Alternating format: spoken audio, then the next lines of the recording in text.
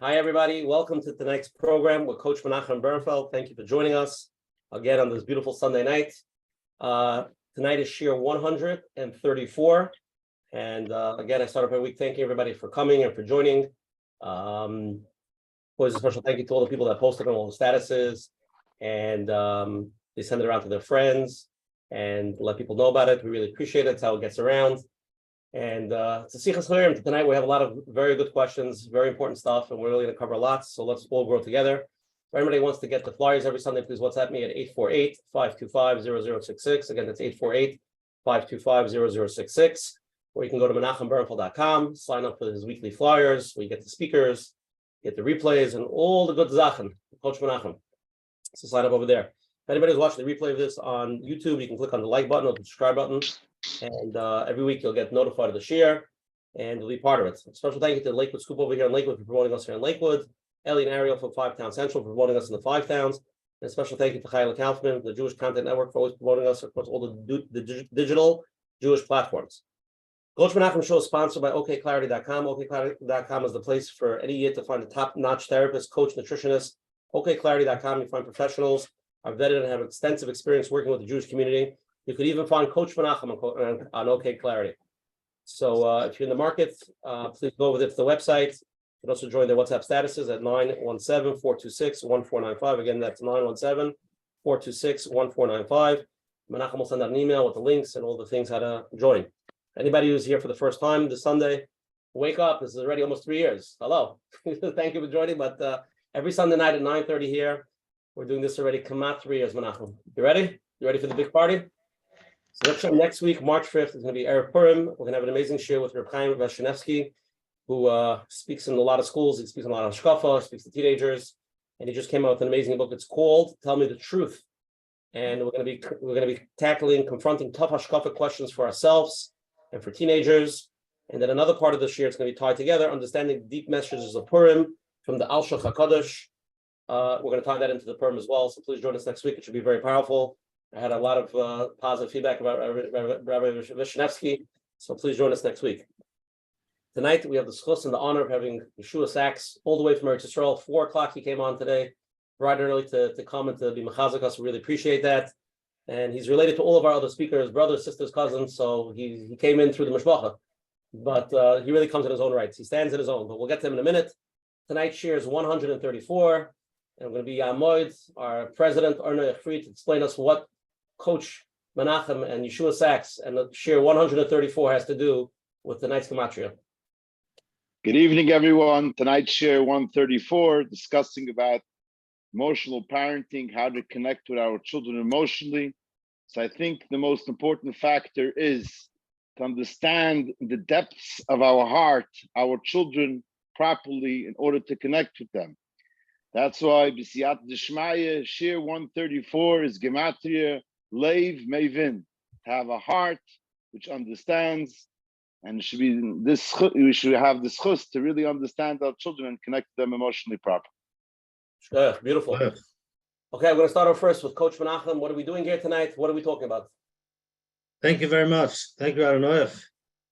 Emetz Hashem, yes, we should have a Leiv Mevin tonight.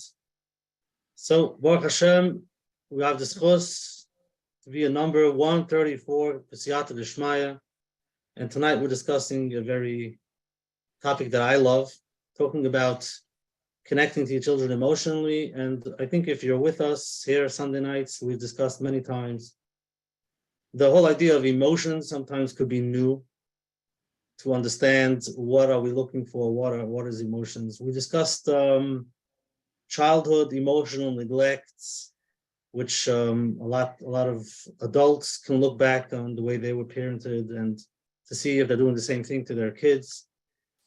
So we'll hit much more tonight, more practical.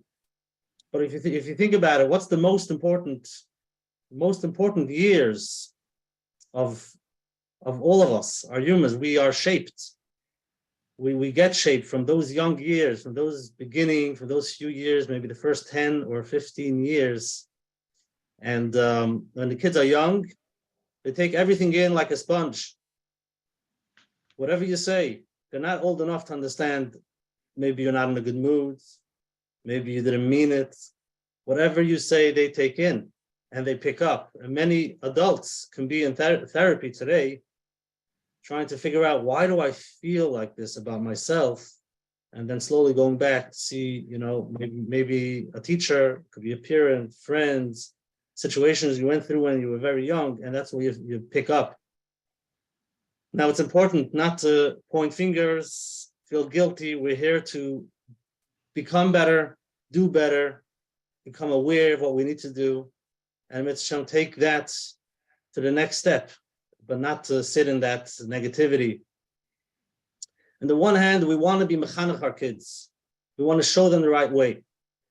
On the other hand, we want them to be alive. They're born full of emotions, maybe only emotions, but it can be hard for adults if you don't have time to be there for them, to listen to them, to understand what they're going through. They're throwing a tantrum. All they want is somebody should be able to be there, listen, understand. We should be able to guide them. So it is tricky. We want them to be adults when they're 3 years old. It's easier for the parent, easier for the teacher, for the Rebbe. Just be quiet, follow, and listen to what I say. What's all this emotions coming up? And one day it's like this, one day it's like that. Listen, these are the rules in the class. Every day the same thing. And the Rebbe puts it up on the board. There's 4 rules, please, every day.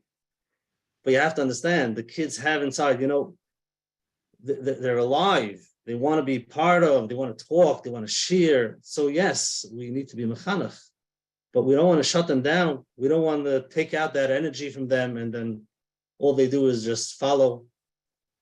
Another idea that I'm excited tonight, Rabbi Yehoshua Saks has training in EMDR and somatic work, which goes much deeper than the words that we're talking, much deeper than what they hear in class. It's really the feeling they get, whether it's body language, really deep down how the body feels of what's going on in class.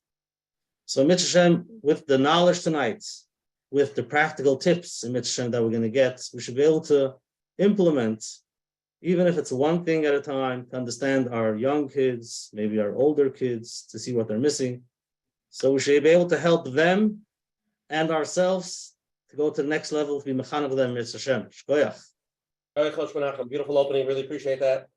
Okay, so we're here tonight. Again, the topic is emotionally connected parenting, practical parenting tips to help you nurture a connected, confident, and happy child. That's what we're trying to learn tonight. We want Lamaisa, down to earth, real practical stuff. So that's why we're here tonight. So we have with us Yehoshua Saks. I'm going to read your bio, and then the floor is yours. Yehoshua Saks, LMSW. Before receiving his LMSW, Yehoshua again guided many parents with individualized parenting techniques to avoid power struggles and create calmer, happier families. He specialized in parenting model is based on the attachment theory and aids parenting in attuning to their children's emotional needs. With his LMSW, Yehoshua has advanced training in EMDR and somatic intervention. Yehoshua currently provides family therapy with an emphasis on parenting, couples therapy, and a treatment of trauma in children. Yehoshua Saks, please open it up. Okay, thank you so much. Thank you, Rav Asher and Coach Menachem, for having me. I'll tell you a little bit about myself, just how I started in this specific work, because there's always a background to it. So I graduated and started off with children, because that's sort of how it happens. You sort of start off with children, you see kids, and that's really where you get your foot in the door. And I had my supervisor, Mrs. Brachadam. She's a fantastic supervisor in Lakewood. And we would tweak different things I would do with the kids and different interventions, all the different things that the session would look like. And at a certain point, we started implementing that we're putting in meeting with parents. So I would meet with parents, not just as an update of progress, not just as an update, oh, this is what we're going to have to do. This is what's going on with your kid. Instead, it was almost like every 3 to 4 weeks, we would meet with the parents. And that pushed me to have to tell the parents what's really going on, and pushed me to have to give the parents tips. It wasn't just progress, oh, this is what I'm seeing, there's a cycle going on. which the parents probably knew already. And the interesting part of after all this was that I started noticing that when the child would come in the next week or the next 2 weeks, afterwards, it was a different session. The child was calmer in session. The child was more focused. The child was more grounded. And I started saying to myself, we're onto something. Like, in a way, these parent meetings are more important than the actual sessions with the child. At the same time that was happening, and I was learning about all the different modalities, play therapy, even sand tray with children, EMDR with children, all the various different modalities, I started saying, us as learning in yeshiva, we try and get to the core, the bottom of it. And I started saying all these things are all based on the same thing. They're all based on the same, all these interventions that I'm being trained as a therapist are all rooted in the same concepts. And why don't we give the parents the root of these concepts, the root of it, the ikar thing that they can do, and they don't need me. They really don't need me. They don't need me as a therapist to see their child. They can do literally everything that I'm doing. I know it's a little bit the opposite of the field that I'm in, but I feel like getting back to the roots of what parents can do for their kids, they can do this stuff that I'm doing 10 times better than me. They just need a bit of knowledge. They need a bit of clarity, and they need to be able to like sort out and understand certain basics. And I feel like the parents' quote unquote intervention is going to be 10 times more powerful than me sitting in an office. It's fun, but I'm a stranger at the end of the day. Really, if you want to get back to the what it's supposed to be like, it's supposed to be the parents doing this. And it's nothing fancy. It's no fancy interventions. Some of the things that we'll talk about tonight is gonna, take some practice. But the bottom line is it's getting back to the ikar. It's getting back to it's taking away all the noise and trying to get back to the ikar of what us as parents really want to be like. Us as parents really, really want our kids to get from us, so they can learn. And honestly, a lot of this stuff that we'll talk about and a lot of the base of it, really, it sounds crazy, but will probably, the more we do it, help our own grandchildren. As crazy as it sounds for the younger group, it actually helps our own grandchildren, because our kids learn what a parent is. Our kids learn what relationships are. They don't know what it is. So you're not only doing a chesed to yourself to be able to be able to calm things down at home, to be able to be more connected at home. You're doing a favor to your child when they go to school. You're doing a favor to your child and his or her spouse eventually, and your own grandchildren and great grandchildren. Because if there was some sort of cycle that was going on for generations, you can stop it. And when it stops, you're really, really, really helping generations to come. And it's sometimes it's small shifts, small little shifts. Sometimes I tell parents, really all that you need to hear from me is you guys have it. You have it naturally. You just need certain ideas, understanding. And that, like almost like psycho ed, quote unquote, that's enough. And some parents take it and run. They really, really implement it. And then there's hiccups in the road and we have to work things through. But I really, really believe that every parent has intuition, their own style, their own way of being with their kids. That's them. No one's here to change anybody. I'm not here to change anybody. I know I would probably push back if someone wanted to say you're doing something wrong, you have to change A, B, and C. That's not the point. The point really is to gain clarity to be able to like almost clarify what is normal, what's not normal, what does this mean, what does this mean. So I'm gonna tell you a couple basic things. I know it's not so much time now, but we're gonna go through a couple basic ideas that we'll probably fall back to. And Rav Asher, please tell me if you want me to like wrap it up. Okay, so a couple things that we should understand about our kids, and not because we're doing something wrong, but rather because it will be helpful for us to understand our kids. Number one, we're going to get right to the chase. When our kids behave in ways that make us crazy, so it could be the kvetching, the constant screaming, the laziness, the nagging, the shutting down, everything that goes on in our life, probably on a daily basis, we have to understand that there's a goal to their behavior. That means not in the regular way that we think that they're trying, that there's like a goal, that there's some like underlying manipulative way that they're trying to do. That's not what's going on. What's really going on is that they have a goal to their behavior, that they want to get something that they're missing. They don't even know the goal. They don't know what it is.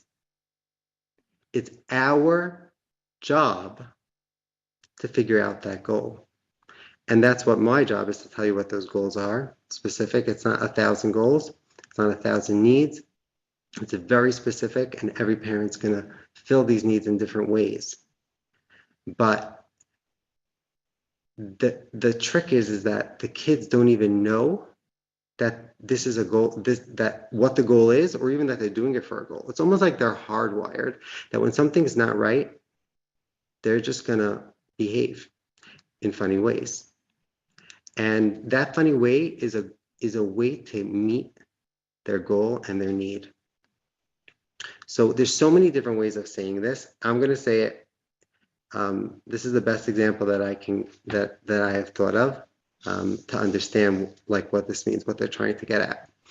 So there's a book out there, a child's book. It's called The Invisible String. I've said this before.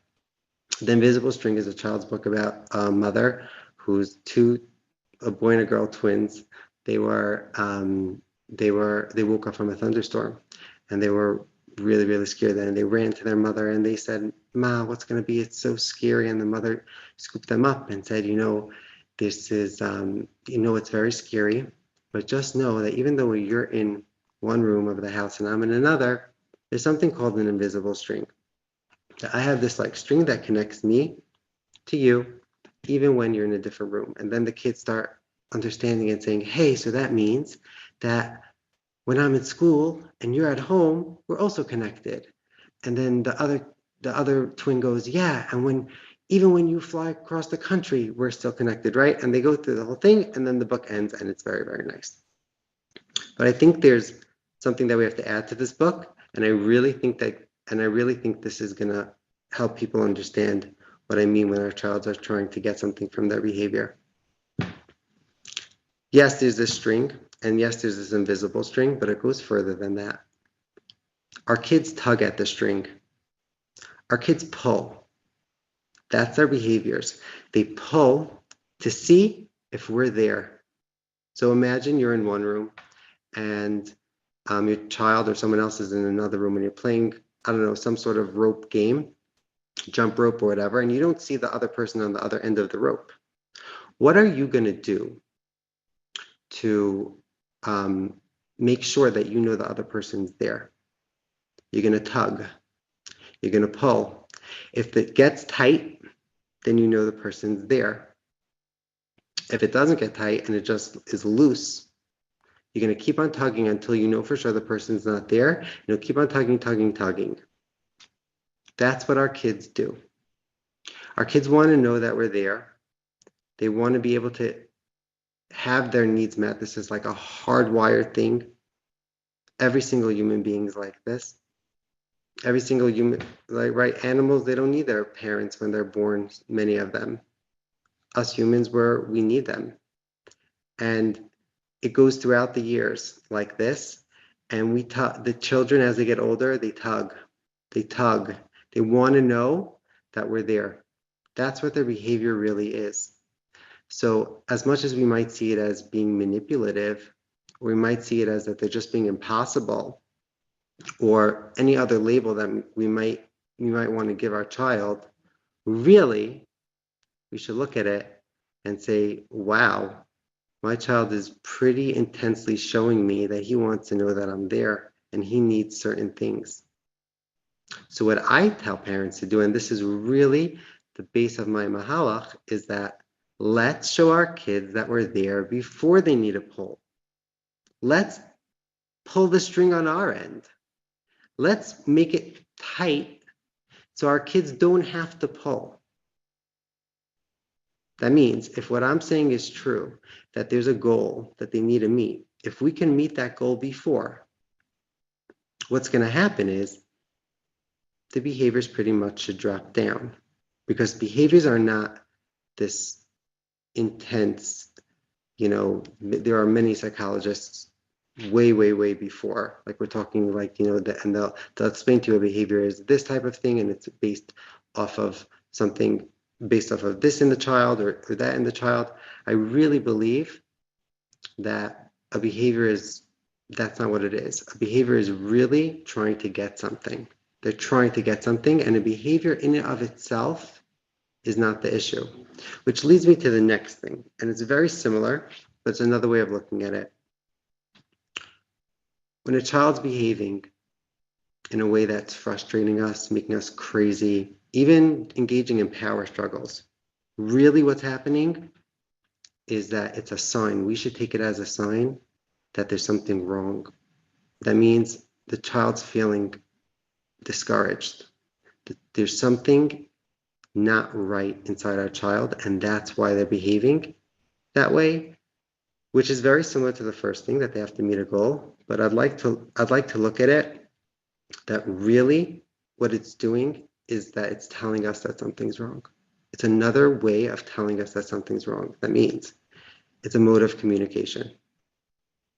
It's a way of communicating to us that no, something's not right. And we do this, we understand this with babies very simply.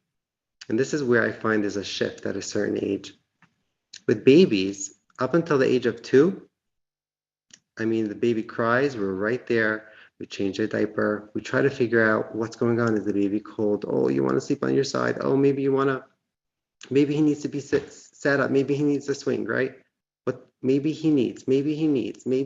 What's going on for the baby? Because the baby's crying. We don't expect our baby to get up and, raise his hand and say, ma, ta, something's going on for me. I need some help, right? We don't say that because that's just not something that we know our kids are not capable of it.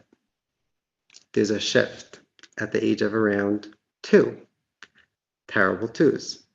Our children develop language, and they can say, I'm hungry. They can say, I hate you. They can say, you're the worst mommy or tati. And they can say, I love you. And they can say, I want to go to cheder. I want to go to school. I want to go. So if that's what they're saying, if they're able to say that, all of a sudden in our mind, we shift and we say, okay, if something's bothering you, tell me. Use your words. Let me know what's going on. And that is the problem. That's exactly at that point. And that's where the terrible 2s comes in, because nothing changed. When our children start becoming terrible in their 2s, nothing's changed except for the fact that now they have something that they need.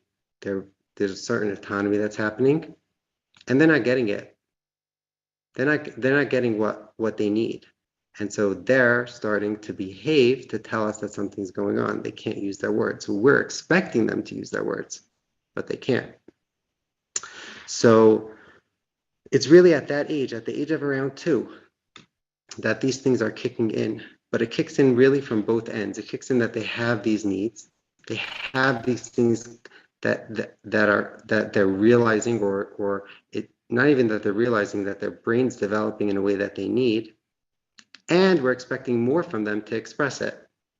But that's not happening. That's not going to happen, especially if they don't learn how to do it. Most of our kids, when they're born, they're like a blank book. They don't have that wide range of language, emotional capacity, everything. Their brain is still developing. Just because they're born, their brain is not developed. Like Reb Menachem said, it's not, they're not little mini people when they're born. There's so much development and learning that happens from us as parents. That's where it happens. And that's what's really, I think, can help parents realize. Like this is something that I tell parents a lot. For the first 2 years of life, we always said, our children are so good. They're the yummiest kids. Look, we tell them to come, they come. We tell them to go to sleep, they go to sleep. We put them in their crib, they go into their crib. And then all of a sudden, at the age of 2, they became monsters. They just became monsters. What I tell parents is like, let's shift that a little bit. And let's say for the first 2 years of life, you weren't parenting. You mistook this control that you had over your kid as parenting. That's what you mistook it as. It wasn't parenting. It was pure control, and it worked because our kids didn't have that need for control, or they were too little. They weren't developed enough. But then all of a sudden, when they hit the age of 2, they get that need. And so what happens is that we're like, oh my goodness, what's going on? I was the best parent for the first 2 years. I don't care what's going on now. We mistook that as parenting. It wasn't parenting. Parenting is working with our children that have this need for control and helping them develop it. And that's what I started really almost like trying to develop all the interventions that I was taught. How can I give it over to parents in a clear, concise way that's not going to be overwhelming? I hope not. It's not going to be like you have to do therapy intervention. That's not what it's supposed to be like. It's supposed to be natural. And when it is natural, and when it comes to the parent relationship, it is the strongest thing. I mean, we could think of as adults, our relationships with our parents, whether it's good, whether it's bad, whether it's rocky, it's a thing that's on our mind. It's a thing that's important. It's typically, and it's a thing that when it goes well, we're well. When it doesn't go so well, we're not so well. So, kal v'chomer for our children. And we as parents have a tremendous amount of power. It's a little bit daunting, it's a little bit overwhelming, but we have so much power. We can shape our children to be emotionally healthy, to be able to be able to weather the world, right? A lot of parents tell me, some parents will ask me, so I don't get it. It's a hard world out there. How can you start trying to figure out certain things about our kids? So that's not what's going on out in the world. It's a really hard world out there in school, jobs. No one's nice. I don't get it. You have to teach them to be tough. What I tell the parents is, I hear you, but there's got to be one place in the child's life that they could come back to, and they can feel comfortable expressing what's going on, feeling comfortable that they'll be heard, feeling comfortable that they'll get their needs met. There has to be one place, because not only is that going to help them weather the storm, and that's the whole attachment theory that I'm trained in, that they can always come back to their attachment piece, whether come back physically or come back emotionally, but also we want our kids to come over to us. Something goes on in school that's really, really scary for them, or something went on by their friend's house that they weren't comfortable with. You want them holding that? You want them holding that, sitting with that in their own little, cute, little undeveloped brains? No, we want them to come over to us, and we want to be able to help them. Help them could just be like listening, like Reb Menachem said. It doesn't have to be helping. But let us be that base, that core base, and that foundation for our kids to come back to. So I'm gonna say, Reb Usher, is it okay? Should we continue? Should we? No, let's jump into it. Okay, let's go. And now we're gonna do the pull thing. We're gonna pull you a little bit. Is that okay? Yeah. Okay, so let's do that. Okay, well, gonna give you a minute break. Let's get into the polls. Let's ask everybody 3 questions that we have here tonight. And let everybody, here we go. Okay, 3 questions, everybody. Here we go. First question. What is your discipline method regarding unwanted behaviors from your children? 4 options. Number 1, set limits and stick to them.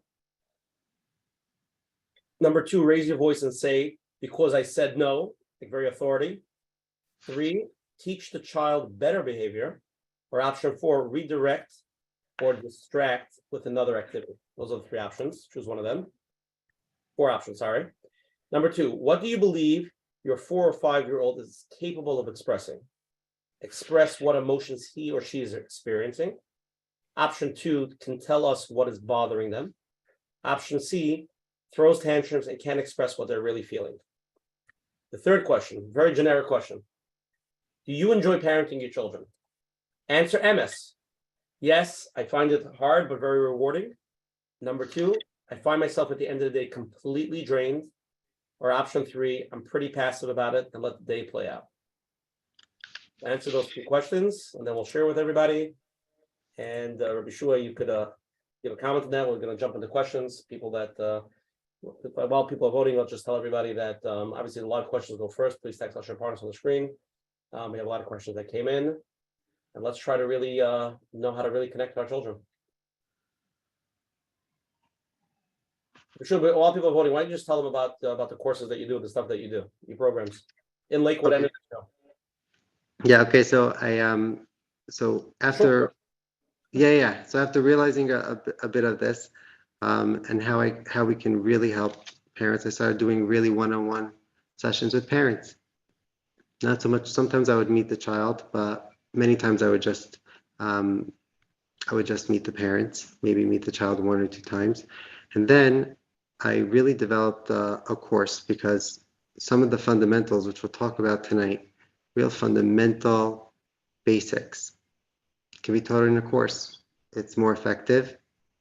And there's, Sichas Chaverim, and that's what I do. There's a course starting in America next month, and I have a bunch of courses going in Eretz Yisrael. So I find that in a way, sometimes parents need the one-on-one after the course, couple sessions, or some parents like the one-on-one stuff, but a lot of it really reverts back to the basics, and which is so important. Which if you're into it and it's not that one-on-one interaction, but we allow question and answers at the end, then there's people chime in, especially when it's live. It's very, very helpful. It gives support to everybody. Everyone's in the same boat. Sometimes it's interesting to see just how everyone's really experiencing the same exact thing. Well, not to promote you, Shu, but just a few people came over to me and said you have a very successful practice in Lakewood. People really use it. So I'm just saying that. Okay, let's share the results, then we'll get into the questions. Here we go. First question was, what is your discipline method regarding unwanted behaviors from your children? So the number 1 answer, the 40% answer, set limits and stick to them. That's what most people feel like. 12% of people feel raise your voice and say because I said so, very authoritative. 29% of people say teach the child better behaviors. 90% of people said redirect or distract with another activity. Do you want to comment on that? So I think that the 2 that are rating higher are really the answer. It's really both. I would probably, for me, I would probably switch it to, let's say, 40% to teach the child better behavior, and then set limits and stick to them will be the 29%. But it's very close. It's pretty on the mark, actually. Okay, let's go to the second question. Do you believe your 4 or 5-year-old child is capable of expressing choice? Capable of expressing themselves. 16% of people say express what emotions he or she are experiencing. 51% of people can tell us what is bothering them. 33% of people believe that their child throws tantrums and really can't express what they're feeling. Yeah. So What's your experience? So in what I'm thinking is more the third, even though that didn't that rated 33%, but I do think that most of the time our children cannot express what they are feeling. Most of the time. Sometimes, yeah. Sometimes there's going to be times where you'll be surprised and all of a sudden they're telling it to us. But if they're not taught what to do, and more importantly, they're not taught that it's safe to do that, and they don't get that, like Menachem said, that feeling in their body that it's okay, they're not going to do it. So I think that's interesting. Most kids can tell us what's bothering them, especially when it's like a 4 or 5 year old. Okay, and the most important question. Do you enjoy parenting your children? 52% of people say yes, I find it hard but rewarding. 38% of people, I find myself at the end of the day completely drained. And 11% of people say I'm pretty passive about it and let it play out. So bottom line, most people here are into it. They're trying. Right? Yeah, it's definitely hard, but it is so rewarding. Okay, so a few live questions. We'll take a few of the questions that came in and we'll get into it. Okay, first question. My oldest child, 5 years old, wants everything his way and struggles when he doesn't get his way. He can yell, he can scream, he resorts to name calling and fighting with everyone, with whoever does not give in to him.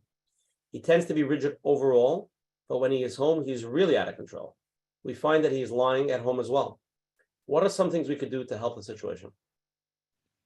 Okay, so first, it's like based on what I was telling you earlier, we have to try and understand why. I know it's not, we have to understand what's going on, why. What's going on? Why is my child doing this? Why is he doing all these name calling? Why, when he gets home, is it getting worse? Maybe at school he was a little better. And also, why is he lying sometimes? Like, what's the reason? And so I'm going to bring you back to the basics of what I was taught, and hopefully it can help us understand it. So I'm going to go back to the basics of what our children's needs is, because when I hear this question, what I'm really hearing is my child's trying to communicate something to me very, very clearly through these things. He's not doing it on purpose. He's not doing it to be manipulative. That's not what he's doing it for. What he's doing it, what he's trying to do is communicate something to us. We have no clue what he's doing.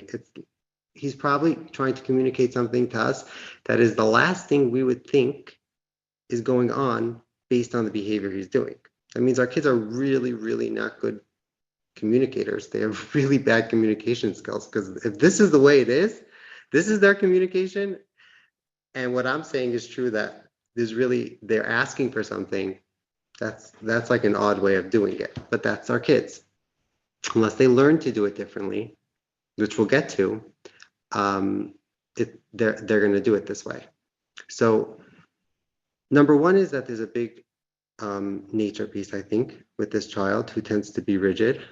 There's probably a nature piece. Everyone asks, is it nature, is it nurture? And the answer is it's both. So there for sure is a nature piece, that this child is a bit more uptight, a bit more rigid. But what I would say is that let's focus on the nurture piece, because it's really both. The nurture piece is going to help out the nature piece. The nature piece also helps out the nurture piece. Both of them play hand in hand. But if for tonight's interest, I think to focus really on the nurture piece of what we can do for our kids, help them, that's going to also bring down the nature piece. So I was telling you that all these behaviors have, there's a goal in mind, or there's something going on, there's something that the child's feeling, that there's something wrong. Almost like, if I can say, it's almost like the child's hungry. Like when we're hungry, we can't, or it's like 4 a.m. and we didn't have our coffee yet. So it's not that we can't even describe the feeling. We're just off. We're just hungry. You can't necessarily describe the feeling. Rather, you just feel it. It's in you. And when our kids don't get their needs met in a way that they, first of all, know they'll get them met, or they're not getting it met, what happens is is that they start feeling, let's call it hungry. Something's off. And they start behaving in certain ways. So let me give you what I think is going on with this child, who's, rigid and also is, at home can be screaming and can be really, really difficult, and is also lying. So I'm going to break it down very simply. The two needs, we'll get into it more and we'll expand on it. But the two basic needs that I've seen in the attachment theory, in all the play therapy, stuff, and we'll get to like real specifics in how we can help them. But the two main things of our children, what they're saying they need, very simply, is attention, which is emotionally connected attention, which is not easy to do, not simple. It's not just spending time with them. That's the first thing. And the second thing is our children need control. They can't control us, but they need a sense of control. Need a sense of control in their life. And we, as like Rabbi Menachem said in the beginning, he covered so much, we can't control our kids. We can't control them. Ultimately, they're going to do what they want. If we're controlling them, probably you'll see like the behavior will be minimized in the moment, but they're going to fight back pretty soon, either as they get older, the next minute, because we're wired not to be controlled. We're not avadim. We're not controlled. And so the way I like telling parents to shift the way they're thinking is we don't control our kids, but we're in charge of our kids. We're in charge, but we don't control them. And we'll get into this more. What I feel like for this child is that he needs more control in his life. Not control like, oh, he can make the decision where we're going for Pesach, and he can make the decision of, which car to buy. That's not the control that I'm talking about. There's ways to give our children control in very, very passive ways. Very passive ways. So when I hear that a child's rigid, blows up at home at any little thing, and is lying, what I hear is that there's a child that feels like they don't have any control, and that itself is making them feel unsafe. So this is like a really, really key point that I want parents to know, and I think can really motivate parents to think about this further. When our children feel like their needs are being met, let's say these two, and we'll get into how to do it, that's how we create safety for our children. And this is a really, really powerful piece. Part of the attachment theory is that we need our children to feel safe. How do we make them feel safe? We always talk about safety, safety, safety, safety, safety for our kids. Yes, there's stranger danger and there's weird things that we should stay away from. And I would say more strange behaviors than a strange person. It's both, but focus for kids on strange behaviors. That's physical safety. We can lock up all the 50 locks on the door. That's all physical safety. But really, before the physical safety, our children need to feel safe. They need to feel. It's a feeling in their body when they feel safe. When we meet these needs and they know they're going to get these needs met by the fact that there's a certain amount of consistency, by the fact that that they know they're going to get these needs met, they feel safe. It's almost like they can rest. They're able to rest. And that's really important because you think of a flower sleeps at night, doesn't grow, and then all of a sudden the day it grows. Animals hibernate. Rest is an integral part. So we're talking about physical rest, but there's also emotional rest. We need our kids to rest. And when they know that they're going to get their needs met, they'll rest. So with a child that's having these big blow up tantrums, I feel like there's probably both of the needs need to be focused on. When I hear also the piece of the minute something doesn't work out perfect, and also the point of lying, that's where it tells me that the child usually doesn't feel safe. Now we say, okay, make the child feel safe, but the way of making the child feel safe is that you fill these needs for him or her. So, for example, lying really, in terms of lying really, there's different parts to lying. There's the lying that, just for attention, they just make up, baloney stories. But I have a feeling in this question, the lying is more like they're lying that they did something because they don't want us to get angry at them. That's fear-based. They're worried that something's going to happen if they say what's going on. That's where the shift should go. The shift shouldn't be, you don't lie, midvah sheker tirchak. Of course we have to teach our kids that. But why is a child lying? The child's lying because he doesn't feel safe to say the truth. So if we create a safe environment, understanding our child, that means understanding the underneath of the behavior, and filling the need for control, I think with this child, that's what it is. I would almost bet that a lot of these behaviors will go down. Now, of course, we have to address the behavior. But before we address the behavior, we have to get to the root of it and address the root. Because if we're going to jump to all the roots, like this question was pretty long-winded, and you're going to start, there's a bunch of different things that are going on. If you're going to try grabbing this quote-unquote symptom, like I'm telling you, this behavior, and then this behavior, and then this behavior, and then this behavior, you're going to have to grow 80 hands. It's almost like the example I give is a doctor that, you bring your child comes over to you and says, Ma, my ear's hurting. Okay, let's numb it with some drops. And then, Mommy, now my head's hurting. Okay, let's give you some ibuprofen. Oh, Mommy, my throat really hurts. Okay, let's spray it. And there's tons of things that you're trying to manage these symptoms, like this question, well, this and this and this and this and this. We could just give our kid the antibiotics and hit the core of the issue of strep, and then those symptoms will fall away. So practically, how to give our children a sense of control.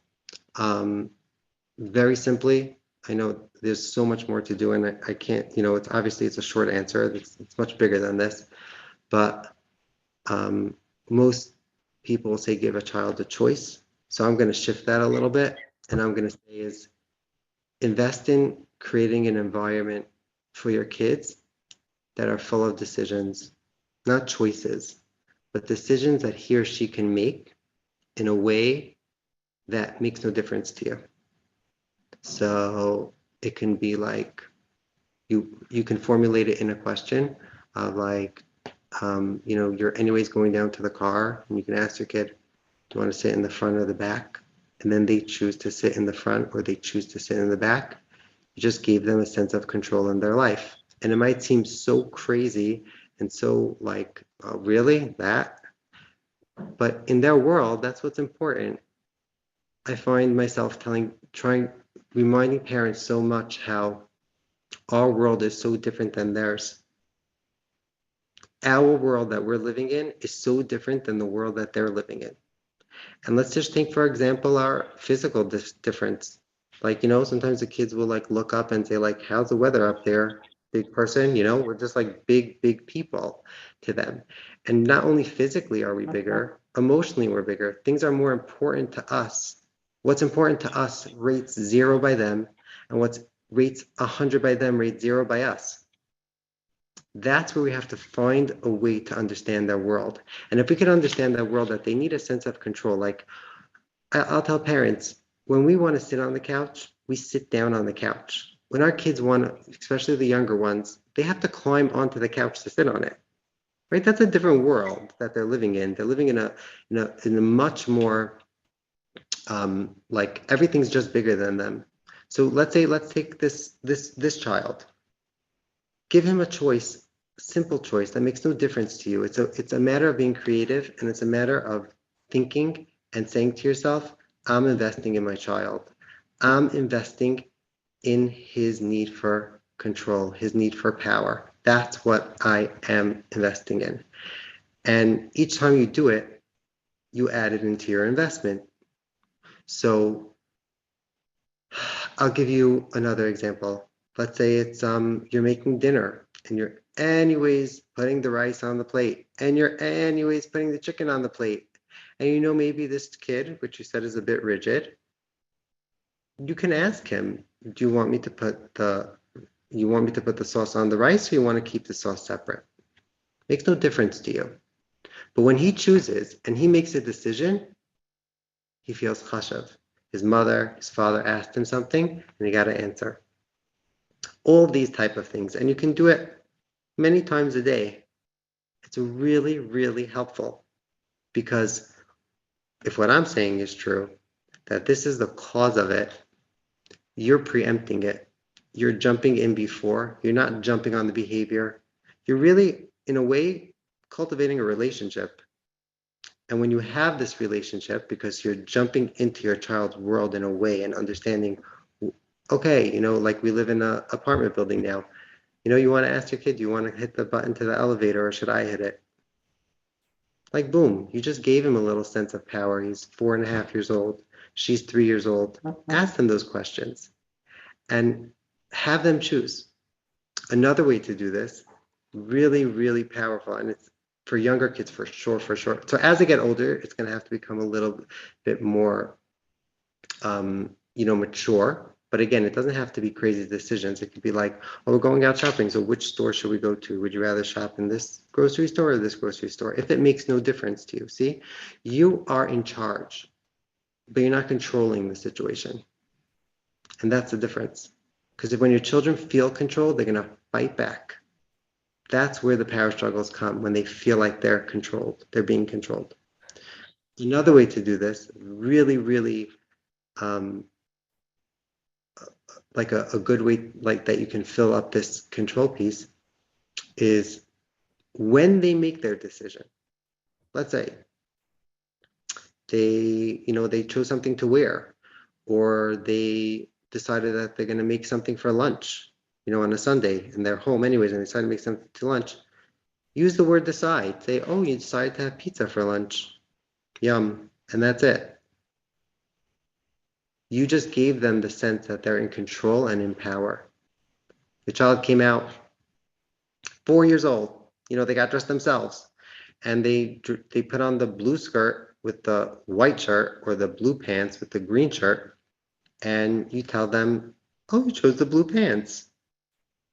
Nice. Sure, let's go. We have a lot of live questions. Let's jump on some more, okay?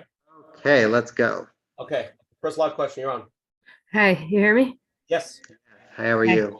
Good. So far, I'm really enjoying the session. My question is that I have one of my daughters. She constantly comes to me during bedtime specifically, and she keeps on asking me for hugs. And 1, 2, 3 times I'll give her that hug, and I don't just do it for 1 second. I'll give her a good 3-minute hug, and I'll make sure, like, I'll tell her I love her verbally, etc. And then she just won't stop coming to my room. So, like, a part of me tells me, oh, she needs a love, which, I'm sure all kids need love. And then a part of me is telling me, is she just trying to push her bedtime? And then at a certain point, I could get frustrated. Obviously, I don't want to end off the night like that. But, sometimes I would tell her, come to, mommy always has time to hug you. Come to me tomorrow, after school, or I'll even initiate it. But I just feel like at bedtime, that's specifically when she comes. It's not like she has anything to talk about. It just doesn't end. Yeah. So this is really, really common. Thank you for bringing up this question. It's frustrating. Definitely very, very frustrating. What I'm going to tell you is that I'm going to jump to the other need of our kids, and I think this is the core of what's going on with your child and a lot of children at bedtime. This is the emotional connected piece. This is the attention piece. This is, you can call it the belonging piece, where our children want to feel emotionally connected, not because they were taught to feel this way, but because we're hardwired to feel this way. And usually what I find is, like you're describing, at the end of the day, a lot of times the children, they don't know that they're doing this. But the reason why bedtime is always such a struggle is because I would say that, like, the clock restarts each time. So each day is like a new reset of like, okay, now let's see if I'll get my needs met. Now let's see if like now I need to restart and charge it. Now I need to restart and charge it each day. So at the end of the day at night, and they're realizing they didn't get this piece, which is so specific. It's not like you don't love them and you probably do so much to them, for them, with them. But sometimes we just need a little bit of clarity of what our children really need, and that's going to help them. So what I would tell you is specifically, they're craving a certain type of connection from us, a certain type of attention from us, and that's what's pushing her to come back out of bed each time. Now, what the typical approach is, if you get out of bed one more time, you lose this. If you jump out of bed this one time, right? Which is, sometimes you need to say that. That's a chilek of boundaries. I don't want it to like twist into a threat. Like I want her to know that I'm always there for her. Exactly. And that's what's tricky. It doesn't have, that's what I'm saying. It shouldn't always be a threat. Sometimes we need to. That means it's this balance. Of course, we have to put down firm boundaries. And of course, we have to say, you know, we can talk about consequences, but before that, let's get to the root of it. And so if you want some practical advice, it's really short to give the practical advice because it takes so much to be able to fill this need. Once you get it, and it's there. But what I would say is, can I just tell you one thing? From all my Sure. kids, she is the only one that doesn't have, like naturally know how to like I have other children who like naturally come and like just hug me in the middle of the day or like, you know, I love you or whatever. She's the only one that naturally doesn't have it like in her. Like I have to initiate it or I'll have to bring it up. She does, and only at night, that's the only time that she actually like the physical touch. Yeah. So what I would tell you is to that's a great piece of information. And I think what I would tell you is to initiate it during the day. So if what I'm, again, like I'm saying, let's try and jump in early before bedtime and fill the need. So what it might look like is, you know, you carving out 2 minutes that you know you're going to sit with her and just give her a hug during the day. Or sit with her and say, how old's the child?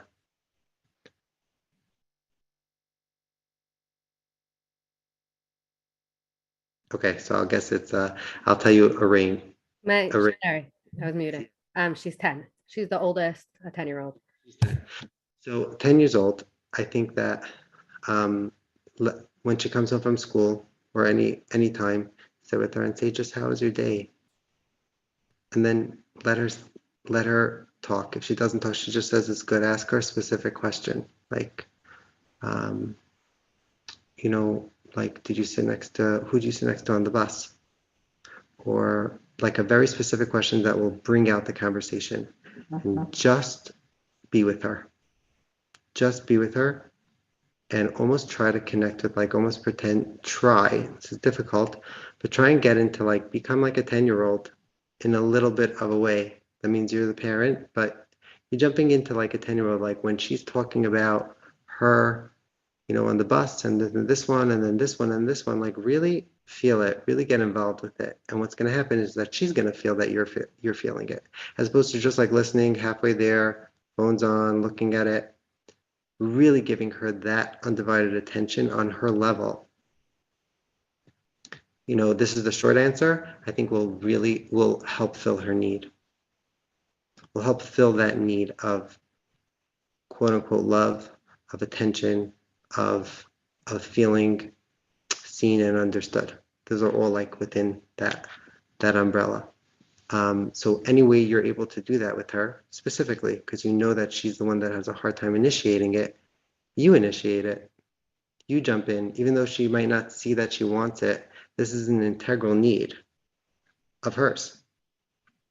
So that's what I would tell you to do with her.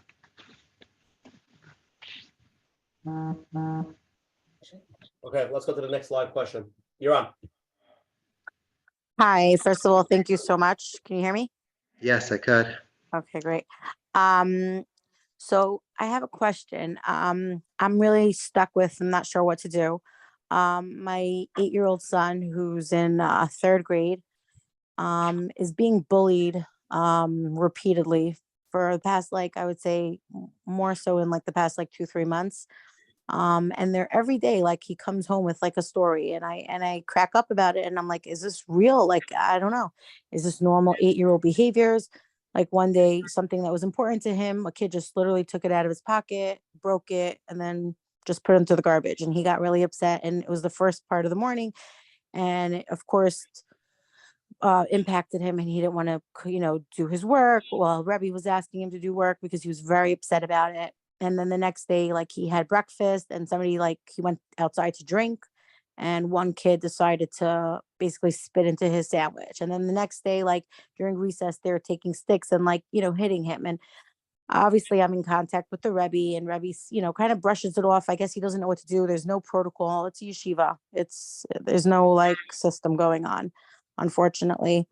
So hearing this as a mother, obviously it's breaking my heart, because I don't know what to do. And a lot of the parents are very like defensive, and it's very hard, because I really tried not to speak to the parents. I wanted to really speak to the yeshiva and the Rebbe first, but it got nowhere. It really got nowhere. And I had to go to like my own, and I just figured to, reach out to the parents myself. And it was very hard, because now it's like this, like your son did this and your son, it's very uncomfortable. And I felt like I had to back up. And I know that, I'm hearing the right story, because the Rebbe's confirming this is what happens. So I'm in this position where, my son is now not interested in, going to school. He hates school. He doesn't have friends. He's telling me all these things. And obviously I'm looking to, I'm trying to figure out the next step for us. But in the meantime, trying to decide what to do. Is he doing something that is causing people to like bully him? Like I don't know. Like, I don't know if that's something that bullies look out for. He's very outspoken, he's very smart. And I don't know if that's an easy target for kids. I don't know. Okay, fantastic question. Thank you for bringing it up. I think it can give a platform for a lot, to help with this issue, because it's an issue. So when parents ask me about this, what I usually tell them is a couple things. 8 is a sort of like a borderline age where you do want some intervention from the school. You do. If they're not, I think you did everything right. And if they're not helping, then you jump to the parents. That means, like, us as parents, that's our responsibility to keep our kids out of harm's way. That's a chilek of it. But what I would tell you is that your child's 8. I think he's at a point where he can understand certain things. And this is what I tell parents to do. And I think it can be helpful for you, at least in the meantime.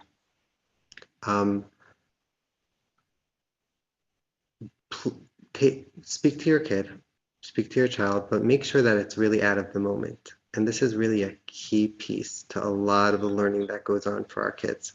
Most of our teachings or our consequences or our telling our kids what to do or telling them they have to stop or do this is going to happen in the moment of a tantrum, in the moment that they come home complaining that there's a bully. And at that point, their brain is closed. The only thing operating when they're in that state of I'm never going back to school, he did this to me and he did that to me, their brain is off. That means their reasoning brain is off, their emotional brain to process emotions off. So like I know people have seen this example before, but I'll hold it up. This is my fist, right? The bottom part of it is like the reptilian brain, which is the ability to breathe, the ability to move, to thrash, scream, all the things that are happening during a tantrum. Survival mode. What do you say? Survival mode. Yeah, exactly. And then on the top is going to be the emotional, and in the front more like the decisions and the practical. When a kid is tantruming in the moment, having it really, really rough, the only thing online is here. It stops up here. Nothing's going on over here. The lights are off. The Wi-Fi is done. It's just really choppy service. Doesn't work. What we have to do, our job is to open it up. and to calm them down and then help them. So for your child, I would tell you is that don't jump in when he comes back from cheder to tell him these things. Or when he comes back and saying, oh, this and this happened. Really find a very quiet time, a very nice time. The opposite of what most parents would do. Most parents, the kid's quiet. I am out of here. I am not going to handle this. I'm not going to deal with any potential interaction. Let me just walk away quietly because he's reading, which needs to happen also. But utilize those times to discuss what's going on that's really eating you up, like you said, or eating him up. And what I would tell you to do is go over to him out of the moment, random time, Friday night. Go over to him. You're sitting down, anyways, on the couch quietly, and help him understand what's going on, and then give him a tip what to do. So let him understand that. And he probably knows this already, but if you explain to him this way, he might take it further. Say, like when you're not feeling good, it's not going well. You might do things that, like, you're hungry. You might have a shorter temper, or, someone says something not nice to you. Your brother took something away from you. You start, you'll fight back at him. When let's say one or two kids in your class are bullying, we have to know that this child's in pain. There's something really, really bothering him. And so what he has to do is he has to pick on somebody. That's what he has to do. And we can't really help him, but what we could do is help ourselves. If we know that it's because this kid's in pain, and what happens is, to help his pain, he fights with us, and then he gets a reaction from us. He sees us crying. He sees us fighting back. He sees us doing all these things. That's going to be like, that gives him even more of a boost to continue doing it, because guess what? It took away his pain a little bit. Each time he does it and he gets this reaction, it takes away his pain. So, let's say his name is Avrami. Say, Avrami, I want you to try this the next time it happens. Let's say he comes over to you and says something not nice to you, like, well, you're wearing that shirt, or, oh yeah, you're doing this, or he does something, he puts something into your sandwich. Just say the word so. And you might have to pretend it. But you say, so, oh, you're wearing this shirt? So. And what happens is that these bullies, they melt when it happens. They might like fight a little bit more to like try to get more of a reaction. But if you're steady, if you're able to just say those words like, so, what happens is that the whole temperature goes down. Like, the bully's not getting anything from us. And they're going to stop. It might not stop that day, but the more consistent we are, and this is where you can help him. You can help him be strong like that. You can give him, you can energize him, you could push him, you can give him other tips. You can tell him, I want you to tell me exactly what goes on each day and how you reacted, and we'll talk about it, and be there for him. So that way he has a chizuk to do it, but it might really, really help him. It's like the perfect age when he's 8, and you'd be surprised a lot of times. Like you say, oh, my kid, I don't know, my kid can't do that. He's 8 years old, but they could, and they feel really good about themselves. So, and like, it just diffuses the whole situation, because fighting back with the bully, you're going to continue getting bullied unless you're stronger than the bully, but it doesn't sound like he is. Another point I want to point out for you is that when you say like, oh, these silly things, like, they spit in a sandwich, or they took something away and they broke it. And to us, it's very, very silly. And I know you have a lot of compassion for him. I hear it from you that you understand him. But to bring out this point, I'd like to bring out a point that, let's understand that for him, this is his world. So like, a lot of times I'll tell parents, let's understand that when the doll broke, or that yo-yo that they were waiting for cracked, I'm not going to say the same thing, but on their level, it's similar to us losing something really important to us, like our diamond ring on their level, or we just got a new suit and it ripped. brand new suit, and like a rip down the middle or down the side, you can't really fix it well. On their level, everything's smaller on their level, so it's not going to be a suit, it's not going to be a diamond ring, it's going to be that car that they got from their bubby, and now the kid cracked it. For them, in their scenario, in their world, that's what it's like for them. So to have compassion for them and really, really listen through to when he says, and he broke my thing, we can work on fixing it, we can work on giving him eitzes, but even before that, sit with it with him. And, I'm sure we'll get into more on how to sit with them and how to be with them in these type of moments, but sometimes that alone is enough to help repair it. When a parent, that's how powerful the parent-child relationship is. Just sitting with it, acknowledging it, hearing it, repeating it back to them. We'll get into ways to do this, and this is really, really powerful stuff. That sometimes alone brings everything down by like 70%. If they know they could come back to you, and it's not going to be a fix, like so many, like our parenting juices like jump in when we hear that someone's bothering our child, and we're like, we're going to call this, and we tell the kid, I'm going to call Mo or whatever, and we're going to do the A, B, C, D. That's not what our child needs to hear right then. What our child needs to hear is like, oh my, that must have been so. Tell me what happened. Listen, let him repeat it to you.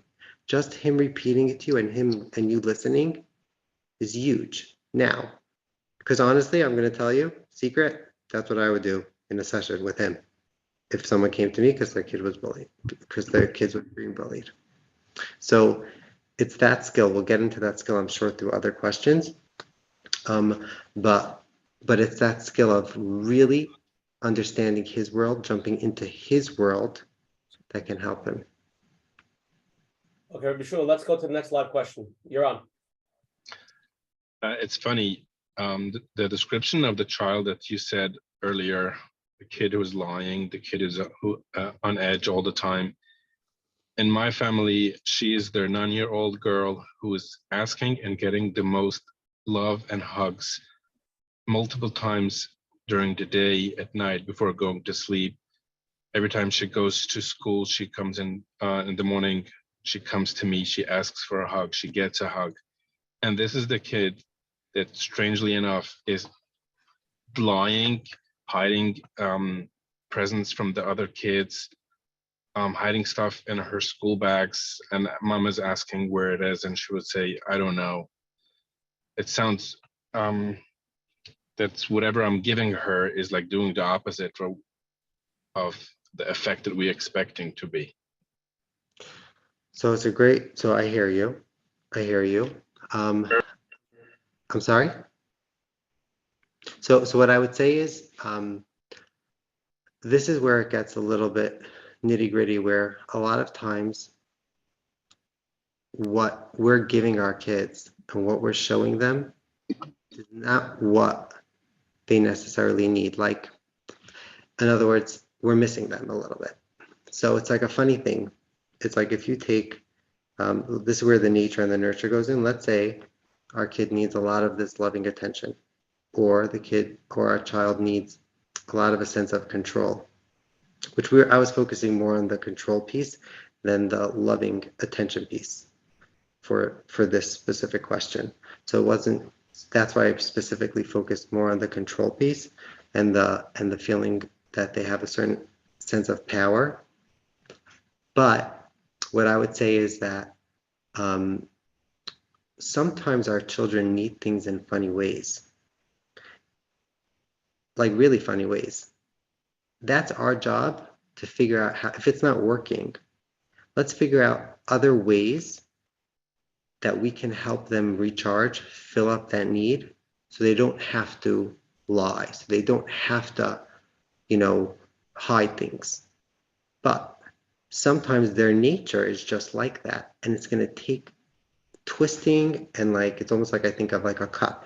We're trying to fill up this cup, but like there's a leak on the bottom, there's the top is really twisted, so it's really hard to get that juice in. It's like you have to like tilt it and do it in a funny way. And that's really where our own intuition comes in. That means taking the knowledge that I'm telling you and saying, okay, I get that this need, maybe she needs it in a little bit of a different way. Not just a hug at night, not just a you're amazing in the morning. Maybe she needs it in a little bit of a different way.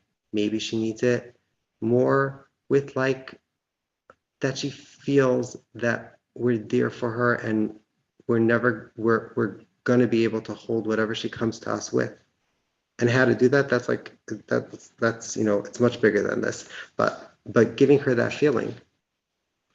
And that's where it sometimes gets tricky when a child's nature is going to be like that type of nature. But what I would say is, even more than the attention piece and the loving piece, which it sounds like you're really giving her, I would work on the control piece and the piece that she feels like she has relevance in her own right, not just from the things she has or the gifts she gets. She has relevance in her own right, the fact that she can make decisions, the fact that her decisions matter to you, and the fact that when she makes a decision, you focus on it and say, oh, so you decided to do that, nice, right? That's going to give her a boost that she's not going to need her stuff. She's not going to need to lie.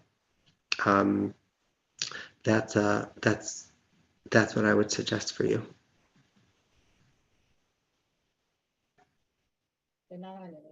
Okay, sure, great. A bunch of live questions that keep coming in.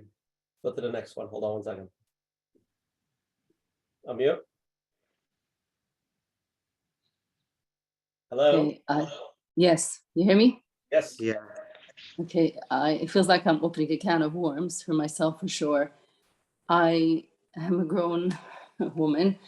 I grew up in a home where, in a nutshell, if I want to describe the control, what it felt like, my understanding now, kind of cult-like. My parents were both children from Holocaust survivors, and I kind of can see with a lot of work that I did, where that's coming from. But for me as a child, I don't know how I survived it and the way I survived it, especially specifically around the dress code that was not halacha and stifled the self for me in a way.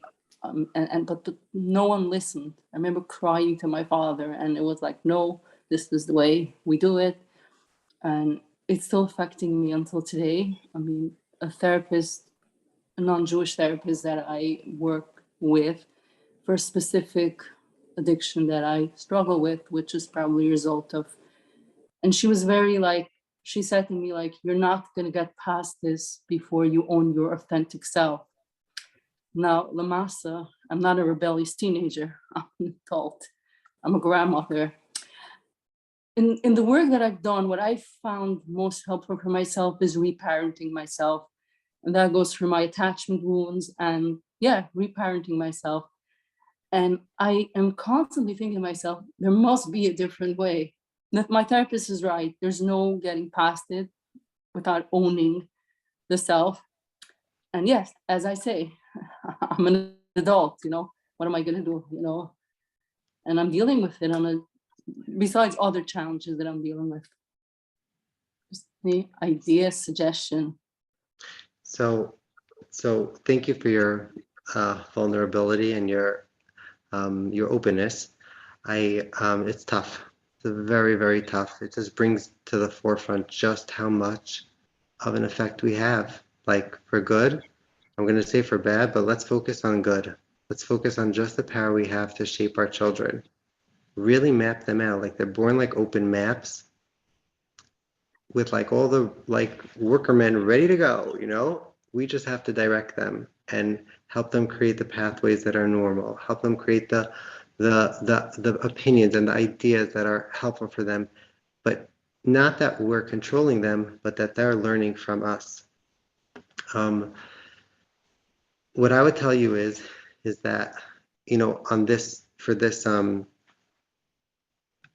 this arena, a way to reparent yourself would be through your kids. I find that when I'll tell parents a certain concept and I get pushback from them, that's a sign that they never had it when they were children. Or they're so determined to do the opposite that they're doing it too much. So if someone feels like something I'm saying is like, there's like a feeling of pushback, it could be valid pushback, and I'd love to hear it. But a lot of times it's because we never received it as a child and we don't have that map for it. It's not something we grew up with. It's not something that makes sense to us. So what I would tell you is that the more you're able to, let's say, value your child's decision, not let them do whatever they want, and you're a grandmother already, so you can do it through your grandchildren. Not let them do whatever they want. If they say something that's not right, of course we correct them. But at least see them, at least hear them, at least be with them. And when you're with your grandchildren, you're with even your adult children that are younger than you, and you jump into their world. And this is something I discussed because this is real stuff. What happens? Let's say you have a 5-year-old grandchild and you jump into his world. In a way, you're accessing your 5-year-old. In a way, you're right now with the yummiest, delicious grandson. You're accessing your 5-year-old and you're playing with him on his 5-year-old level. And you're being silly with him. It's called like accessing your child state. That's like the fancy way to say it. But the non-fancy way to say it is like, I'm just being playful. I'm being like I would be if I was 5. I'm not out of control. I'm still the grandmother. But I'm really enjoying this matching game, you know? And what that's going to do, it's going to help your 5-year-old play. Maybe something your 5-year-old never did. It's gonna help your 25-year-old have a conversation with another adult that maybe when you were 25 you weren't able to have. When you see your grandchildren and you hear them and you listen to them, and this is again something I'd love to really discuss, but when we can really be in their experience, it's healing for us, especially when we know what the issue is. It sounds like you're going through your own work and you're really working on it and you have practice in it. You're able to access this, and it's a very safe environment. You don't have to access it with a stranger. You don't have to access it with another therapist. You're literally doing it on your own together with your grandchild or your child. And that's, in a weird way, it's very healing. So if you're able to do that, I think that would be, if you're able to, I think that would be quite healing and helpful for you. Good, beautiful. Thank you. Okay, let's go to the next live question. You're on. Hi, can you hear me? Yes. Yeah. Oh, okay. Hi. Okay, so my children are a little bit older. The youngest is 11, the oldest is 21. A lot of them are struggling and always come home complaining and a lot of difficulties. So I've been doing a lot of reading, talking to people, and we try to do a lot of the, I hear you feel, angry. I hear your, like those types of Yeah. sentences. Also trying to just hold their pain. Like that's a big thing that, I've been working on with my therapist. Don't just, answer their questions. Don't just right away jump in. Just hold their pain and say, wow, I see that you're really angry. I see that you're really frustrated. And then they come back, my 11-year-old and 13-year-old, screaming, I don't need you to tell me how I feel. Why are you telling me how I feel? You need to do something about it. How are you telling me that I feel? How is that helping? And this just goes into a loop. And then I'm at a loss. Like, what am I supposed to do? If I come in and, try to help them, they say that's not what I want. But if I try to name their feelings, that's not what they want either. So I love this question. I'm sorry, did someone want to? just looking for, more ideas or suggestions. Absolutely. I love it. I love this question. This really brings out like the struggle. This is what it is. Is it unconditional love of just listening, or is it firm boundaries of doing something and telling them what to do? So I really love it. And the answer is it's both. I want to give you two things to do. One is very simple. It might take, your children are a little older, so I think this can work really nicely with them. It's something as simple as they come over to you and there's a doozy coming, something's happening. They look really upset, or they're coming in and you ask them this simple question. Do you want me to listen to you, or do you want me to tell you what I think? You can even add, or do you want me to help you? Ask them before they start. Ask them. Simple question. Do you want me to listen? Do you want me to tell you what I think? That's like the main two. Or you can also add, because it sounds like they want you to do some action. Do you want me to help you? Before they come in and the whole thing, or in middle, whatever. Before you respond, ask them and see what they come up with. You'll be surprised. Sometimes when you ask this question, your child will say, just listen to me. And sometimes it's consistent, and then sometimes it shifts. Sometimes it's very inconsistent depending on the mood of the child. But they're coming over to you for a reason. Let's use every power we have as a parent. Let's ask them. So simple. So you want me to, Mom, I'm here with you. You want me to listen? Or do you want me to tell you what I think? Or do you want me to help you? Those basically those three questions. You can modify it how you want, but I think the first two are really, really important. Because you'd be surprised, the kids that you think always want to eat up, always want to hear your voice, they might tell you, just listen to me. And you know what? That's exactly what you're going to do. You're just going to listen. That's what's filling their need right now. And that's what's going to actually fix it. They're telling you that's what's going to fix it. And this works in adult relationships also. This is a relational piece. Sometimes we try to guess and we try to learn, and we try, like with kids, it's a little more guessing because they don't know necessarily how to express themselves. Sometimes with parents, they don't either know how to, like, let's say spouses or adults, parent to adult children, they don't know how to express themselves either. Co-workers, they don't know how to express themselves, that this is what's going on and this is what they need. Sometimes this question is really helpful. I find with kids, it's really, really helpful, and even for adults. Just asking that question.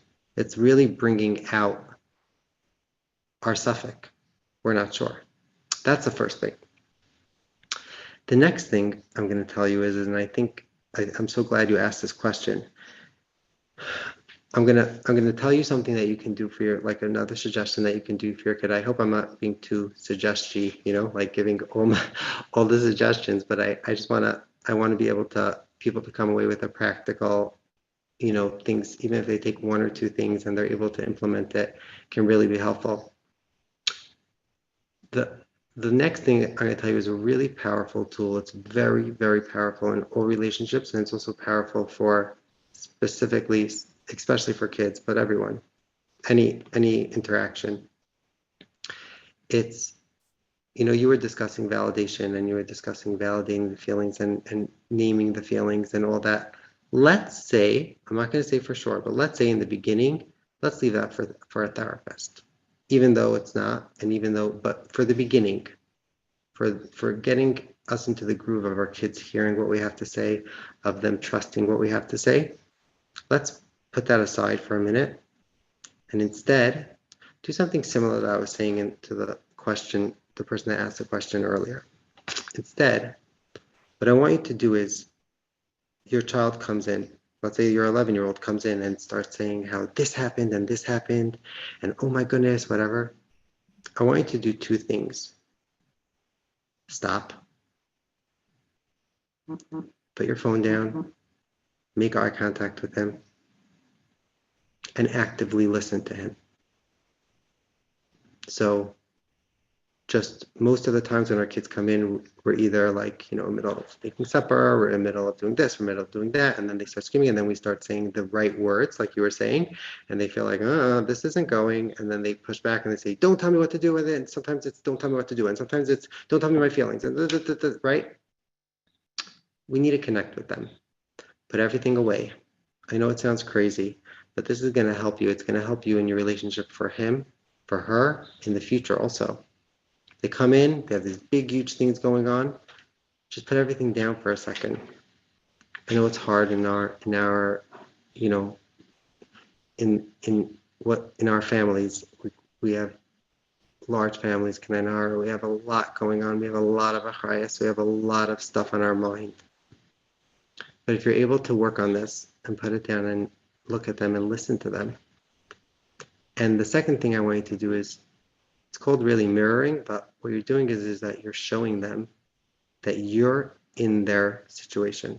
So let's say your 11-year-old comes in and he's looking like this, if whoever could see me, like, and he's going like this, like really like this, not in a crazy weird way, but do that. Go like this.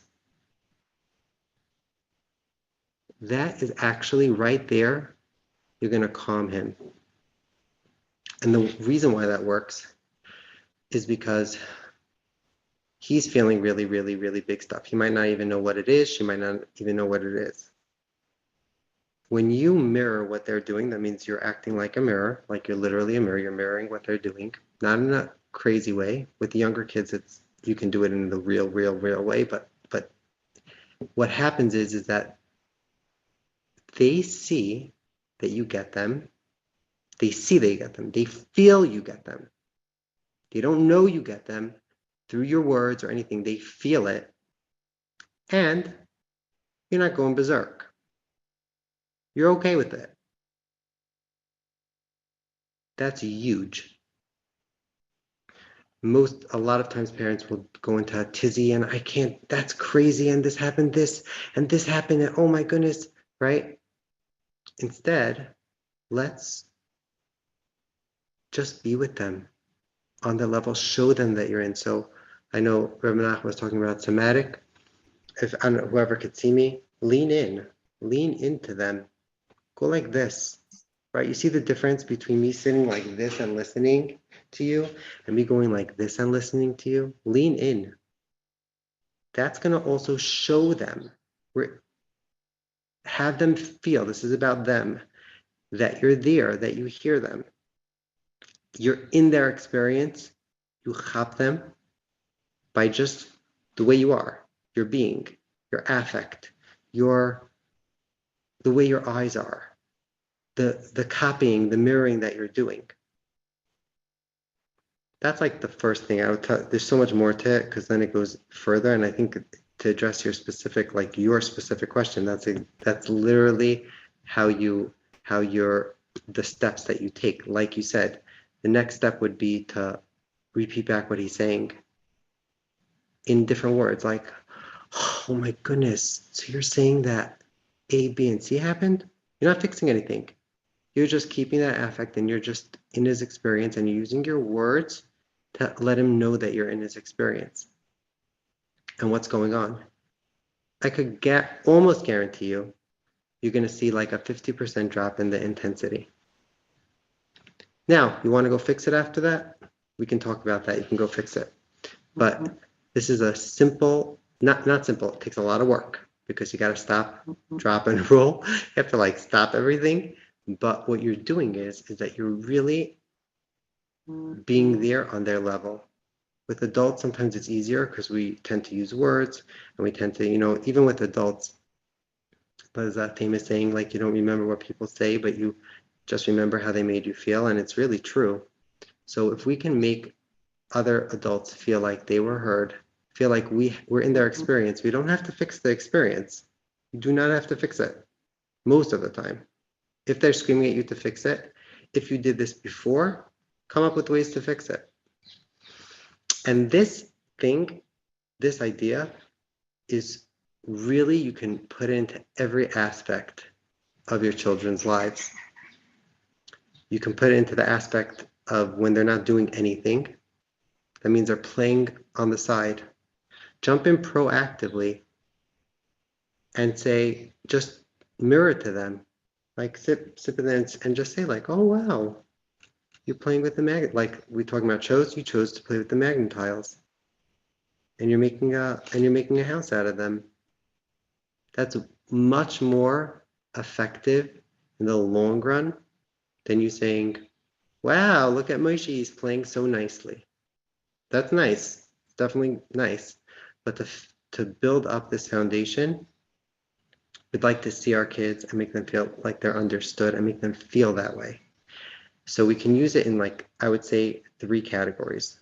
Number 1 category could be your category, and that's a very intense one. When they come in with a bunch of emotion, be with them in the moment through your affect, through your posture, through you repeating some of the words and adding some of your own words. So you're saying that when you were playing football, that happened, right? Like in the training that I'm in, sensory motor training, it's really called, like, in a way, it's like contact statements, which is like, a therapy way of working. I'm going before that. Forget about all the fancy lingo. It's literally taking what they're saying, repeating it back, maybe adding a drop more, but using, the key here is to use everything about yourself to show them that you're there, that you get it.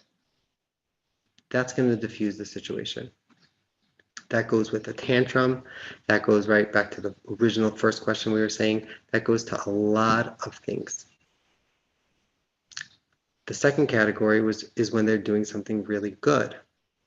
Like they made dinner, or they helped you out with this, and they be in it with them. Repeat what they said. You don't have to jump to praises and compliments and labels of you're amazing, you're this, you're that, you're this. More like, just repeat back what they're saying, what they did. And you made this, and you even made that. Huh, whoa, right? And then it's also the benign times, and this is what I love about it, and this is where I tell parents to really focus their energy on, actually, is this investment of the benign times, all the times where the kid's doing just regular stuff. Mirror what's going on. And it's so funny, we do this a lot with babies. And this goes back to like my original point about, from 2 and on. Before 2, we do this with our babies, right? Our baby is, sitting on the mat. We'll come over and go, oh, look at you. You're having so much fun. And you're on your floor. You're on your hands and you're trying to get your head up, right? We say that. And then the baby's crying, oh, what's going on? You need your blanket? Or, right, everything about us is mirroring our kids. And I think the reason why, and the way our Kadosh Baruch Hu made us, is that we're giving the kids screaming that they're, because they don't have their blanket, right? When they're cold. When we come and we mirror, we're showing our kids, and it's crazy how this works. We're helping our children develop the ability to say, you could be cold and you could still be okay. I'm not angry. I'm not freaking out. I'm not getting all nuts about it. I'm literally repeating what's going on for you. And I'm fine. And I'm going to help you. And that's where our children at the youngest ages learn that their needs could be met. Learn that it's not crazy to have a need. It's not crazy to be cold, right? It's not crazy to cry in the crib if you need something. But when we don't attend to the needs, then they sort of learn that, oh, I have to be quiet. I'm not going to be able to do anything. I have to suppress that. And that comes out, later in many different ways. But so just to recap very quickly, it's asking him those short 2 questions before, and they might look at you weird a little bit, but do it in like a genuine way. And the second thing would be to act like a mirror in every part of you. So act like a mirror from your affect, from your face, act like a mirror from your posture, be with them, and from the words that you're saying. Thank you, Yehoshua. I'm just sitting here and listening, really profound, practical skills. And it might take time for many to actually get it right. I'm just thinking for many people, you have to be smart about it. You can't go to your 16-year-old and start making those faces. You have to That's or how right. to say something. So people That's have right. Yeah, you have to be in touch, and be in tune of what's going on, how they would want. And sometimes it could be just the opposite. It's just making a little bit of noise, wow, and walking away because that child is not gonna appreciate if you start talking about their day. And the truth is, this could be maybe the next question that we have over here. I'll read it out. I think it's more like the shutting down. This is a question. I have a family of 6 and I'm struggling with my 6-year-old son. Tends to be difficult and requires so much attention. If he doesn't get the attention that he needs, if we don't focus on him, he basically shuts down. How do I manage? First of all, I have a whole family. I don't have the time to be there for him. But what do I do when he's shut down? right.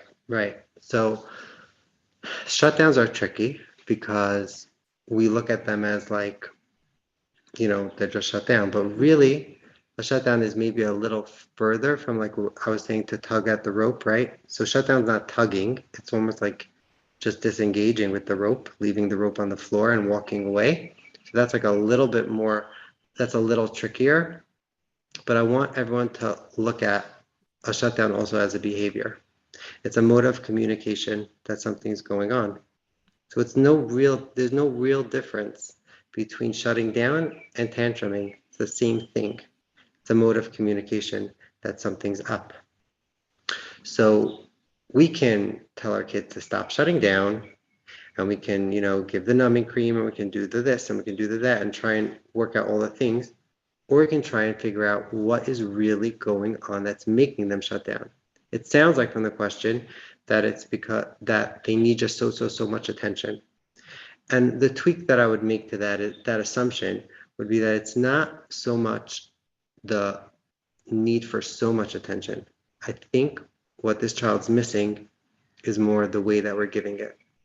And I don't like to say like, oh, go look at the course or whatever, but there's very specific ways that we can give it to our kids that they will feel filled. So, and it doesn't require a tremendous amount of time. It requires time, but it's not like what we think. Most parents tell me, you're telling me to do this with my child? What do you mean? They come home from school. I'm with them 4 hours a day. They're by my side. I take them to the grocery store. I shop with them. I cook with them. I do everything with them. I spend so much time with them. And you're telling me to do A, B, and C? And so I say, right, you're bringing them along with you in all of your adult day-to-day activities, which is very nice. It's really good. You're not being neglectful, and and you probably are engaging with them, but you're taking them and engaging them sort of on your terms, in your level. What this child really needs is for him to feel or her to feel like there's someone going into their world for just a little bit and connecting. And I like, if I'm able to say, I think of art, right? In Parshas Bereshis, it says Hashem created Adam Arishan, and he said, and he created all the different stuff. Finally, he created Adam, and it says, Vayomer Hashem Elokim lo tov v'yisa Adam levadai, asa le'ezer kenegdai. So Adam Arishan was in Gan Eden. He had everything he needed, everything he ever wanted. He had, call it wealth, call it health, call it everything. He had everything. But Hashem said, lo tov v'yisa Adam levadai. We have to make an ezer kenegdai. Hashem made ezer kenegdai literally from Adam. That means there was something internal. That relationship between Adam and Chava was internal. It was almost like a natural. It was natural between them.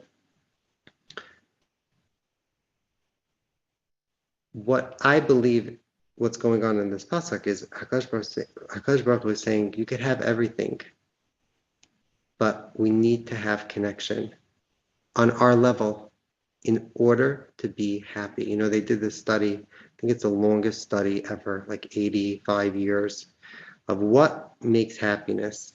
Like what helps out happiness? What's an ingredient for happiness? And they studied generations and generations and generations. And you know what they came up with? I think it was a Harvard study.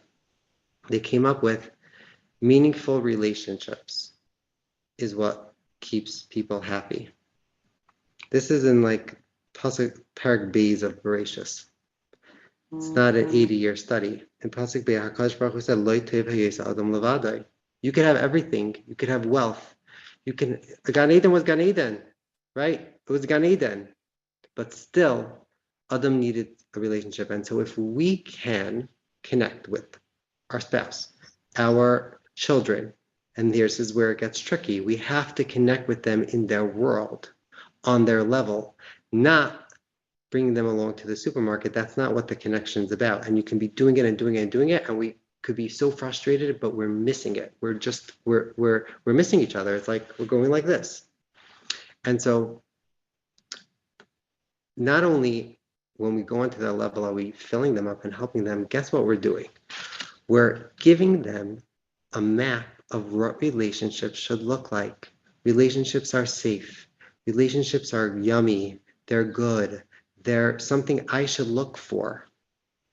Healthy relationships are something that looks like this, looks like listening, looks like talking, looks like expressing, looks at me being able to hear someone, and that's how they learn. So many, you can teach relationships, you can teach and teach and teach, but when it's modeled, not only modeled, let's say a model between, a husband and a wife so the kids see it, but also I feel like the best, there has to be that consistency, but the best modeling is when they're experiencing it with us and they get that feeling. Like our children feel things not through words, they feel things in sensations, like Stanley Greenspan says.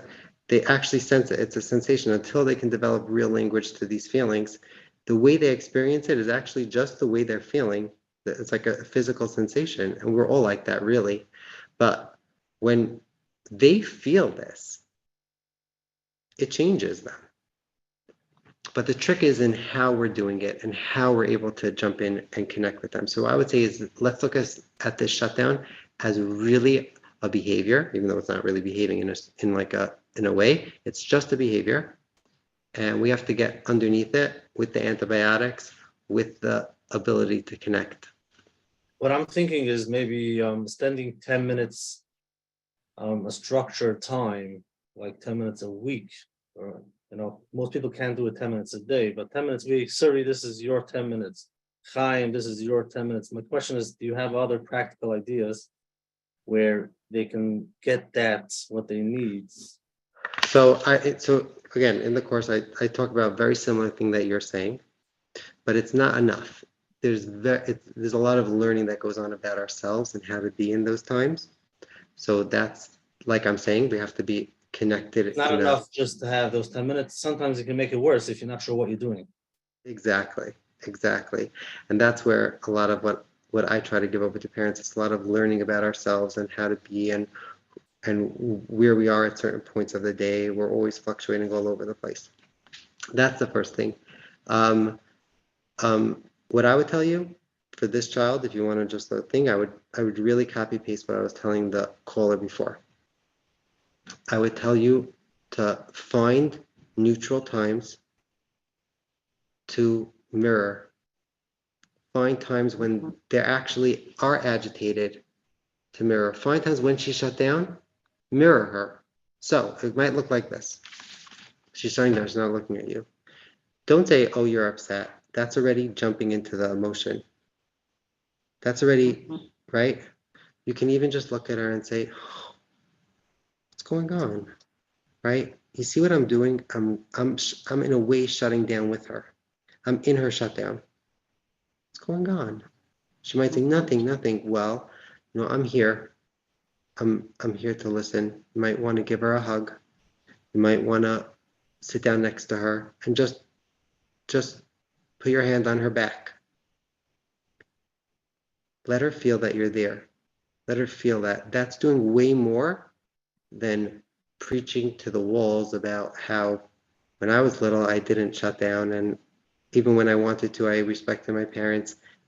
Sometimes we have to say that, but nothing's going in when think about the words, she is shut down. We have to open her up. And so if we're able to, a quick tip would be I would tell you simply to mirror her, not stand back and be like, oh, so it seems that you're possibly shut down, like that's not in connection.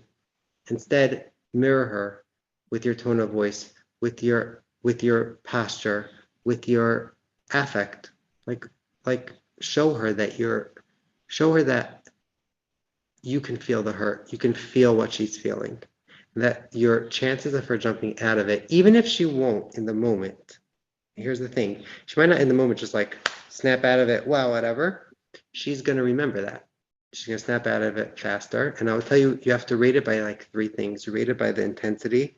So if you're seeing that the intensity is going down, the duration of it's going down, and the frequency of it's going down, you're doing something right. Let's say over the course of 2 weeks. Out of those 3 things, you're going to end up, you're not going to see like, oh, wow, all of a sudden, there's an aspect of consistency that our kids need, that they know that their needs are being met. Very good. Sure, let's go to the next live question. You're on. Hi, thank you so much. First of all, it's been amazing. Just wanted to thank you for that. My question is a little bit 2 parts. There's the general and then there's a little bit specific. The general is these concepts are spot on, yet we really, like parents especially, I would say in Lakewood, but I'm sure all around, have such busy lives, some with medium-sized families, some with larger families. And at the end of the day, we have to function from get to A, get to B, get to C, get to D. We're constantly late, constantly just getting through the day. And sometimes it's just impossible to like stop and get into their world when we're already behind and already not function, already supper's late, and already no matter how much you can be ahead of yourself, there's still like such a rat race and making sure everything gets done and that they get to bed and that they have their homework done and get a good night's sleep and all that stuff. So that's the overall general part of the question, is how can we sometimes, like, I feel like if some just bringing them into our world is the way that we are available to connect with them. But the next question is, and I'm going to say specific in my case, if there's a crisis going on or a medical situation or something specific where you have even less time because you're so busy with a certain situation, in my case, it's a medical situation right now, and the kids are getting obviously less attention and you have so much less availability and less space and less ability to give in their world, there's only like, how would that come to play? Putting all the advice that you have given in such a situation where you're so much more limited, I would say. Yeah. So a couple things, just like very, very practical. Again, look for times that you're able to do it and find an excuse to do it. So it doesn't have to be in the big moments or that's nice. But this is what I love about it. Try and make them feel like you see them and you understand them through like benign things. You walk through the door and you see them and you say, "Oh, you're home early. It's so good to see you." A simple comment like that. They feel like you saw them. They feel like you connected with them. Try to find like very benign comments that you can mirror with them. So when I say go into their world, usually going into their world is when we want to do something proactively, because we want to either make them feel connected, like Menachem was saying, there's like a specific time or whatever. Also when they're having this huge meltdown and a tantrum. But you don't necessarily have to drop down when it's these benign times, like these very passive times where you're in the car anyways traveling somewhere. Engage in a conversation on their level, or you're anyways doing something. Another thing, it sounds like things are going on in your house specifically that's difficult. And so what I find a lot of times is that if you don't have time to sit with your child, you could even say like, I'm going to be home. I know I'm going to be out for a couple of days or whatever. I want you to, depending on how old they are, I want you to write, or I want you to color some of the things that are hard for you. And I want you to Tati could take a picture and send it to me, or or I'll call you, and then when I have a chance, I'll call you, and then you'll read it to me. It's a very powerful thing, this piece, because they do it on their own, in their own time. They know they have a place, and they know that you're going to listen at a certain point to what they're saying. So they're able to organize what's going on, write it, and then, or color it. You might even want them like to draw what's going on. They might draw like, it's fascinating to see what kids would do. And this is also a therapy technique, but why should I be the one doing it? Let's let every parent do this, especially when they don't have time. And then you can discuss it, but you could even give them the option and say, I know sometimes it's like you don't even want anyone to see it. So you can write it and you can choose to show me or not. See, this is about them, not about us. So a lot of times writing it out, drawing it out is helpful for them. That alone, and they could hold on to it, they could throw it out, or they could show it to you. And when they do show it to you, use that time to be with them on their level. But that's a pretty intense time because it's a culmination of everything of that week or those couple of days that you weren't around that's really bothering them. Work it through with them, listen to them, say, oh, I see that you wrote this, tell me a little bit more, right? Let's really veer away from fixing it. You can fix it at the end of the conversation, but during the conversation, it's going to be more of the trying to understand them more, have them express it more in their words, have them feel like you got them. It could be over the phone. You don't have to be there, but you're having this conversation with them. You're not distracted. It's just you and them. And so I think for your situation, that would be a pretty practical, obtainable thing to do with them. Every parent can do this, It doesn't have to be like a ritual, like every single day do this, that's a little, but it can be something, they're going through something and it's hard, like the question before, they're shut down. Say like, you can write it on a piece of paper and you can decide to show it to me. Do it when you want. I'll ask you again, and depending on how old they are, I'll ask you again, in a couple days and stuff like that. You're just giving them a place to express themselves. You're giving them a place to let them have at least a medium to feel like they can bring something to you. Sometimes it's embarrassing, especially if it's not something that our kids do all the time, and we're not always available for them, or we're not. So sometimes it's funny to all of a sudden start, sit down with them and talk. Sometimes it's easier for them to write, for them to draw, like something like that. Right. So that's very good and interesting. I'm just thinking, like, for example, my youngest is 4 though, and she keeps telling me I don't want to go to school because I know sometimes like it's too long for me. I know sometimes you're at appointments and it's too long for me.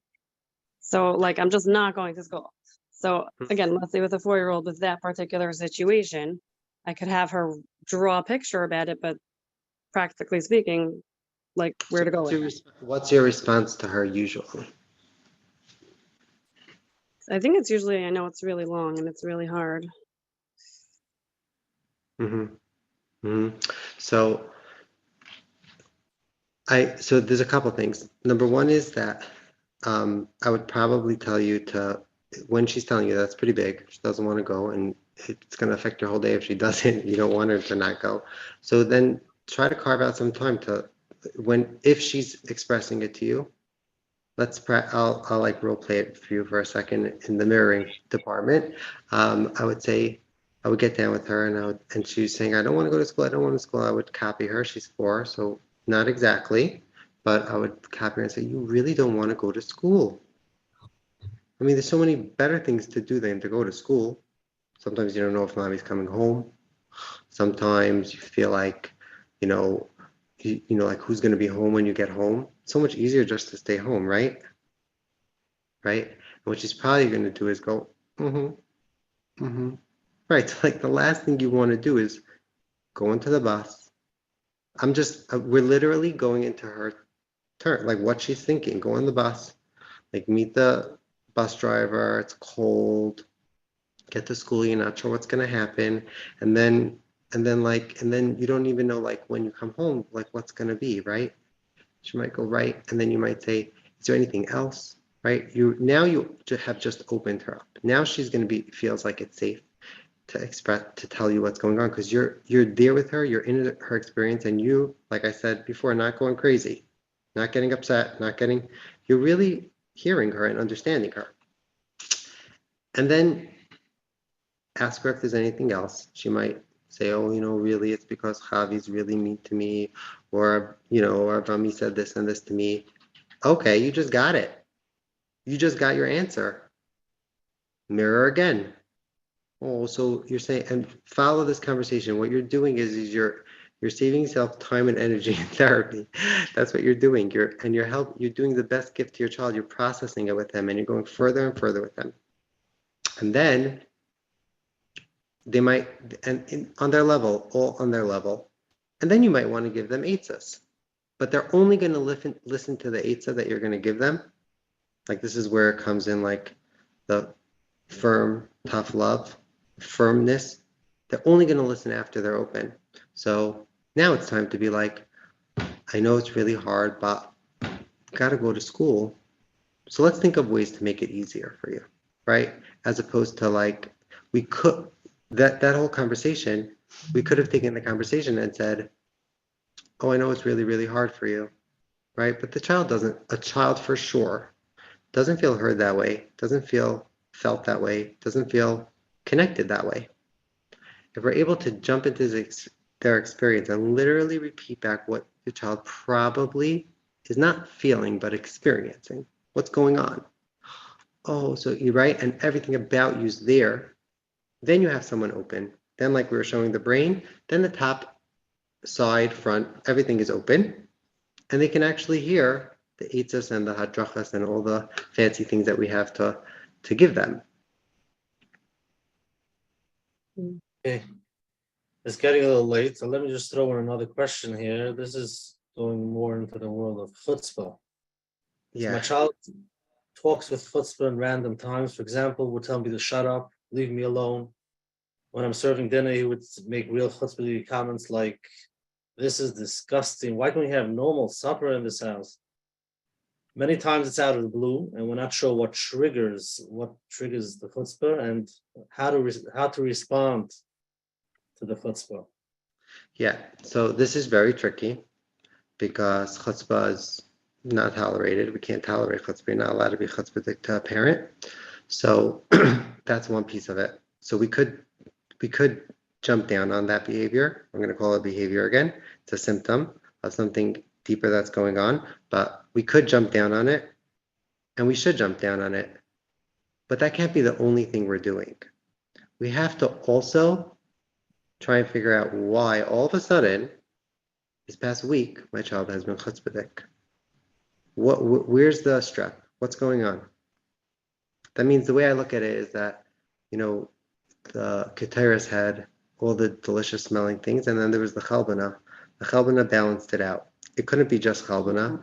It couldn't just be all the other delicious. It would be too sweet. It would be too good. You needed that balance, and that's really the same idea.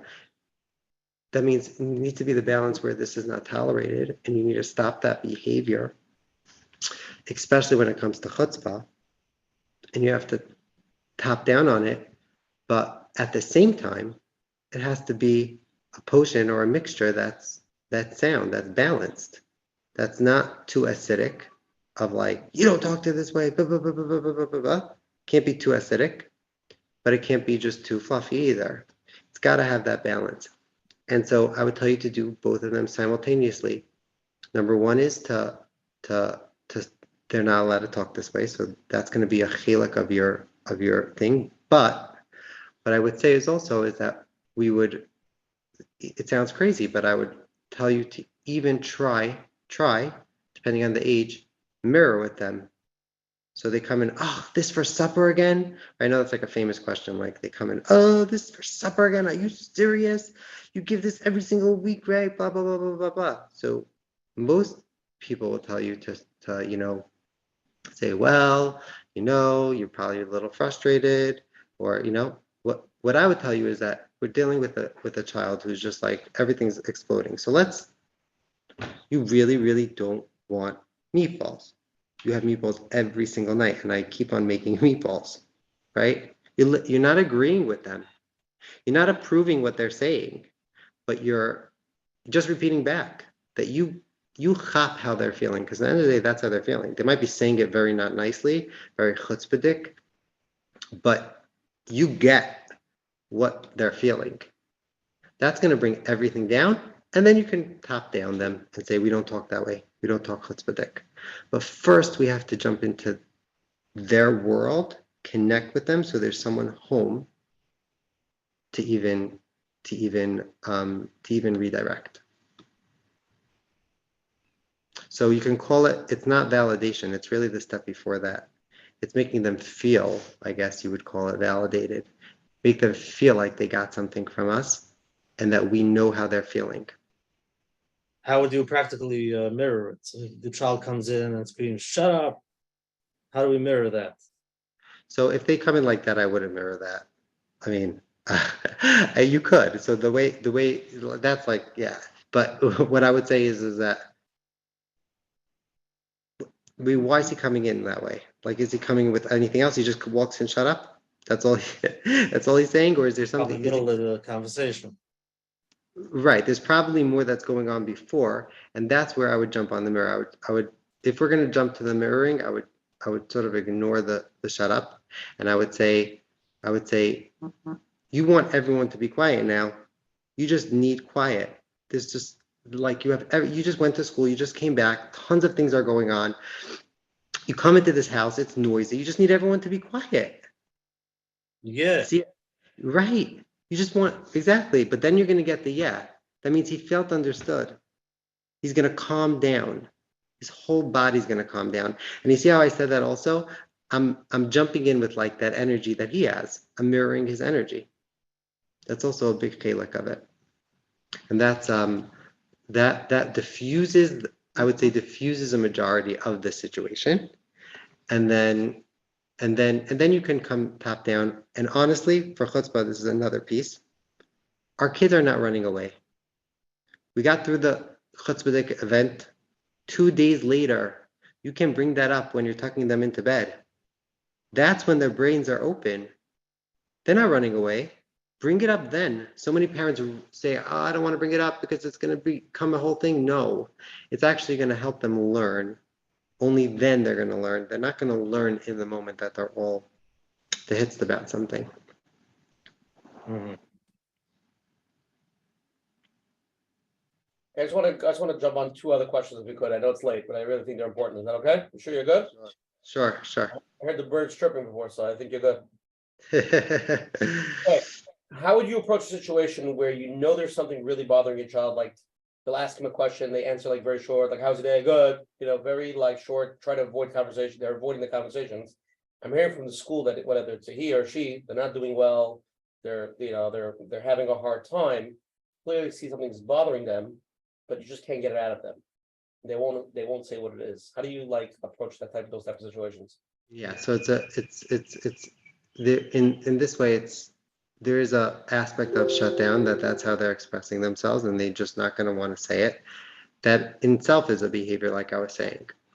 But what I would tell them practically to do is to, very similar to like I was saying before, give them space to be able to write it down, give them space to be able to color it. And you can even mirror the fact that they don't want to tell you. You really don't want to tell it to me. There's something going on, but you just don't want to tell it to me. It's okay. Say it. Speak it out. Like, bring it out to the forefront so that they feel, and you're okay with it. You're actually okay with the fact that they're not telling you anything. That's going to give you the most likelihood for them to actually open up later.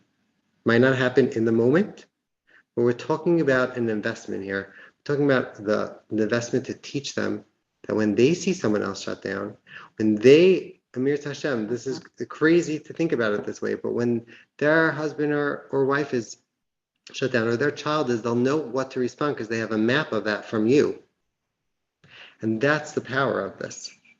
It's the power that it's an investment of you seeing that what I'm doing is hitting the core of it.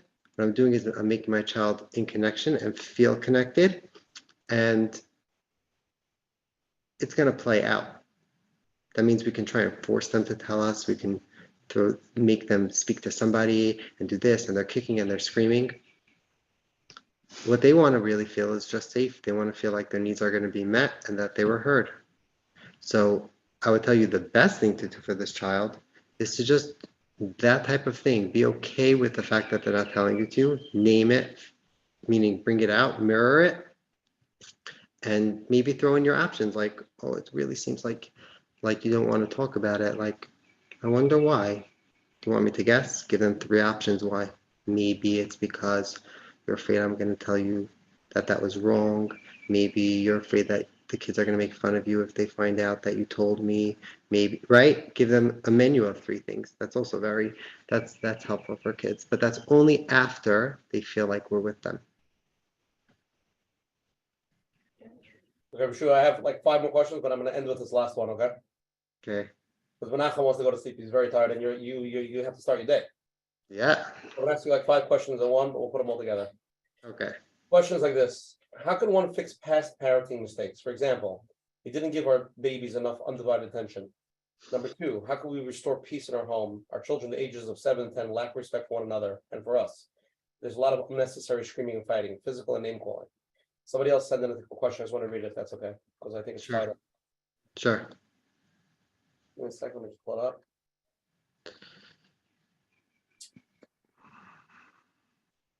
One second.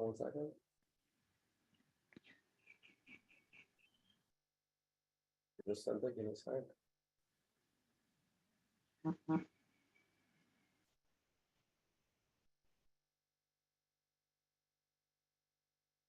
It is another. It's a different version. It's the older version. What about older children, 24, who don't have a relationship with us anymore, and they're not living at home because of all the past parenting mistakes that we made? Okay. So the very good news is that there's definitely what you're really describing is like a lot of ruptures, a lot of like little ruptures that create big ruptures, and then you're talking about the wanting to repair it. And the good news is that we could. Sometimes it's really powerful, those repairs that we can repair with our kids, however old they are, whatever stage they are in life. So depending, it's hard to give a specific things to do, but the overall idea is to restart. Sometimes, if they're still contacting us and they're speaking to us, and it's just, we just feel guilty, or we feel like there were mistakes we made. So start new and follow a little bit of what I'm saying. They call you up and they start telling you about their day. If our knee-jerk reaction is to fix the problem or to tell them why there's something wrong with the way they're doing and they should really do A, B, C, and D, and that's what we're like not so okay with. So then it's going to take a lot of work, but it's going to be, the repair would be to listen to them and say, mirror them. You could mirror them, and you can just say, you don't even have to, adults, you can jump into the emotion, but you don't even have to jump in the right there. You can just say, oh, or listen, just listen. You can start asking the question I was asking you before. I was telling you to ask before to adults. So like, it sounds like you have a lot to say and I want to listen. So I just want to know before, you want me to listen to you or do you want me to tell you what I think? Right? It's really, really, that's like, that's doing a lot. Now the question itself is doing a lot. Like, you're going into their world and you're saying, I want to shtelt to you. I want to, and that's something you can do, especially with adult children. And then I would tell you also is to know, parents should know that even as our kids get older, but sometimes if, let's say, we feel like emotionally we didn't give them as much as we could have when they were younger, sometimes we have to jump back to that age with them. It sounds weird, but sometimes we do. We have to jump back to that developmental stage. So it might be like, they come over for Yontif and you just sit, with them in like pajamas and schmooze or just be playful with them. They're older, but that's repairing them. That's helping them repair. That's filling up that layer. Let's say, like, think of an onion. It's filling up that like middle layer, and it's getting that piece, and it's helping it now not affect the outer layers. So that's also that's important to know. Like, just because they physically got older, right? We physically grew up, but a lot of times emotionally in our relationship, we're still a little younger. And so sometimes they need that to fill up. That requires a little more time for that, but yeah. Okay, Shkaya, let's go to the closing. Let's wrap things up over here. I don't know, we had so many more questions, but we just didn't have the time. We got to come back again. That's the bottom line. Okay. Well, first of all, big thank you to Yehoshua Saks for coming on tonight, giving tremendous physics and really clarifying, the connection part and really real practical tips. And like I said, I feel like we only touched the surface. A lot more we need to really speak about and cover. And again, if anyone wants to join our, get the WhatsApp chats, the flyers every week, please WhatsApp me at 848-525-0066. Again, that's 848-525-0066. And save my number. You can go to menachembarfel.com and sign up for his emails. He sends the flyers out every week and the replays. Again, if anybody's here the first time, every Sunday night at 9:30 on this Zoom ID, we have different rabbanim, different therapists, the best of the best. But Shem, next week, March 5th, we're going to have an amazing show with Reb Chaim Bashadevsky, who speaks on the topics of hashkafa, and speaks in a lot of schools. Actually, speaks in my daughter's school, so I know he's good. He just came out with a book as well.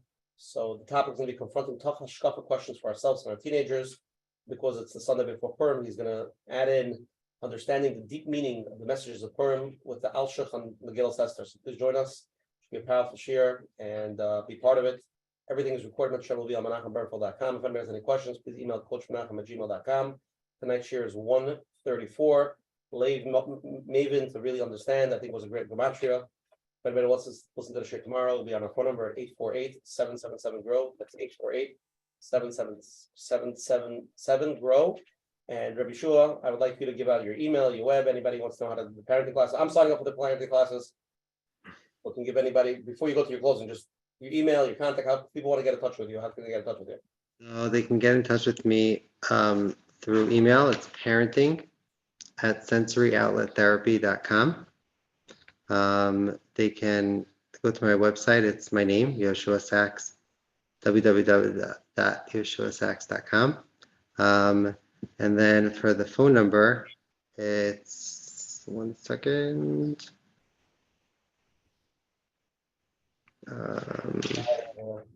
One second. You have the phone number? It's 917. No, I'm sorry. I have a 718. Yeah. 718-924-2095. You can call. 95. Okay, fine. Now, before we go to that, let's just wrap up again. Thank you to all the advertising sponsors, Lakewood Scoop, Ellie and Ariel from 510 Central, Kyla Cal from JCN for always promoting us. Sure, tonight was off the charts, really, really deep, amazing, clear. I love practical. We love Lamaisa. That's what we like. Yeah. So, thank you for making Lamaisa. I know we told you about 20 times in the same speech, but thank you for delivering. And Menachem, we're gonna go to your closing of Yeshua.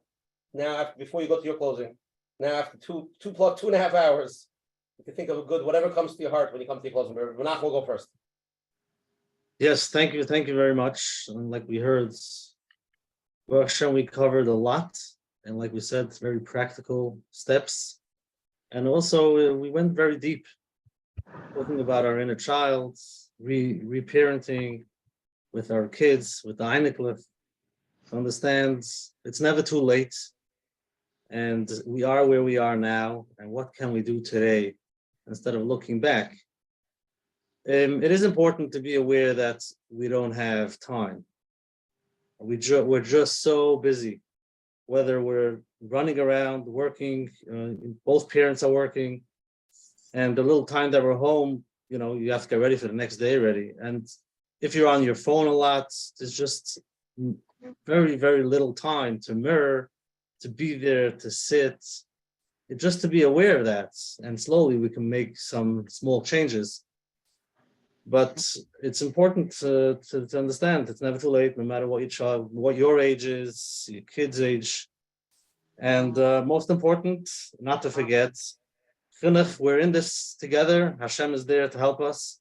And like Matziel Salman says, we didn't get a guide before we take Rabbi Shua's courses, saying, this is my child, how do I deal with it? Hashem gives everybody what they need for their kids.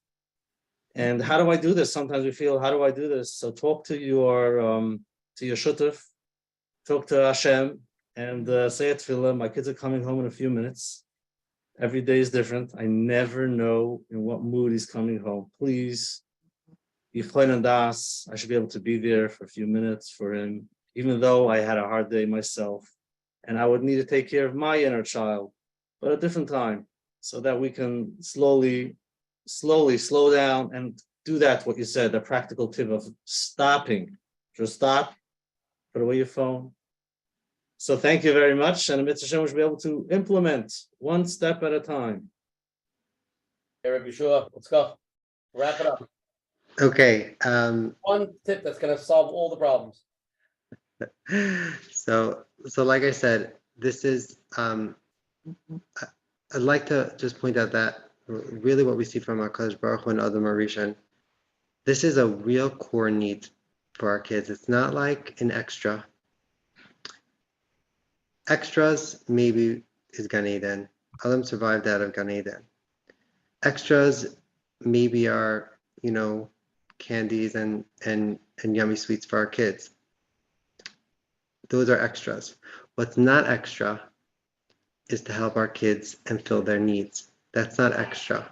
That's really helping them develop, not only develop the next day, to be able to thrive, to be able to rest, to be able to feel safe, that they know they're getting their needs met, but it's helping you, because it's going to make a lot of the behaviors go down. It's helping your children's spouses, and it's helping your grandchildren. That means, like the caller before that had this, like a hard childhood, repairing, stopping the cycle, this like vortex is helping generations, because I can almost guarantee that caller's father's father was similar. It was the same thing. So if we could stop it, you're doing the best service to not only you, your children, but your grandchildren and future dayers. So it's this piece that I'd like to bring out, is that this is really, if we can learn how to do this, this is filling a core need. It's like our children are hardwired for this. It's like in their hardware. It's not an extra. It's not they got something special. This is really, really internally helping them develop, especially when it's done consistently and it's done in a way that they feel like they're going to get it. So if that can push people to really think about their own intuition. I rarely tell parents, like, in this situation, I know we role played, but not like say this, say these words, because our parents have their own intuition. Parents know their kids the best, not me as a therapist. They know their kids the best. If we can bring out that intuition, clarify the map of how to go, parents are the ultimate ones to do it. They're the most powerful, and they're the ones that really can repair or really teach our kids life. Beautiful. Sure, beautiful. Thank you so much, everybody, for coming tonight. See everybody same time, same place next week, March 5th. Reb Chaim Vashnevsky. Goodbye, everybody. And Yehoshua, you're amazing. Thank you. Thank you.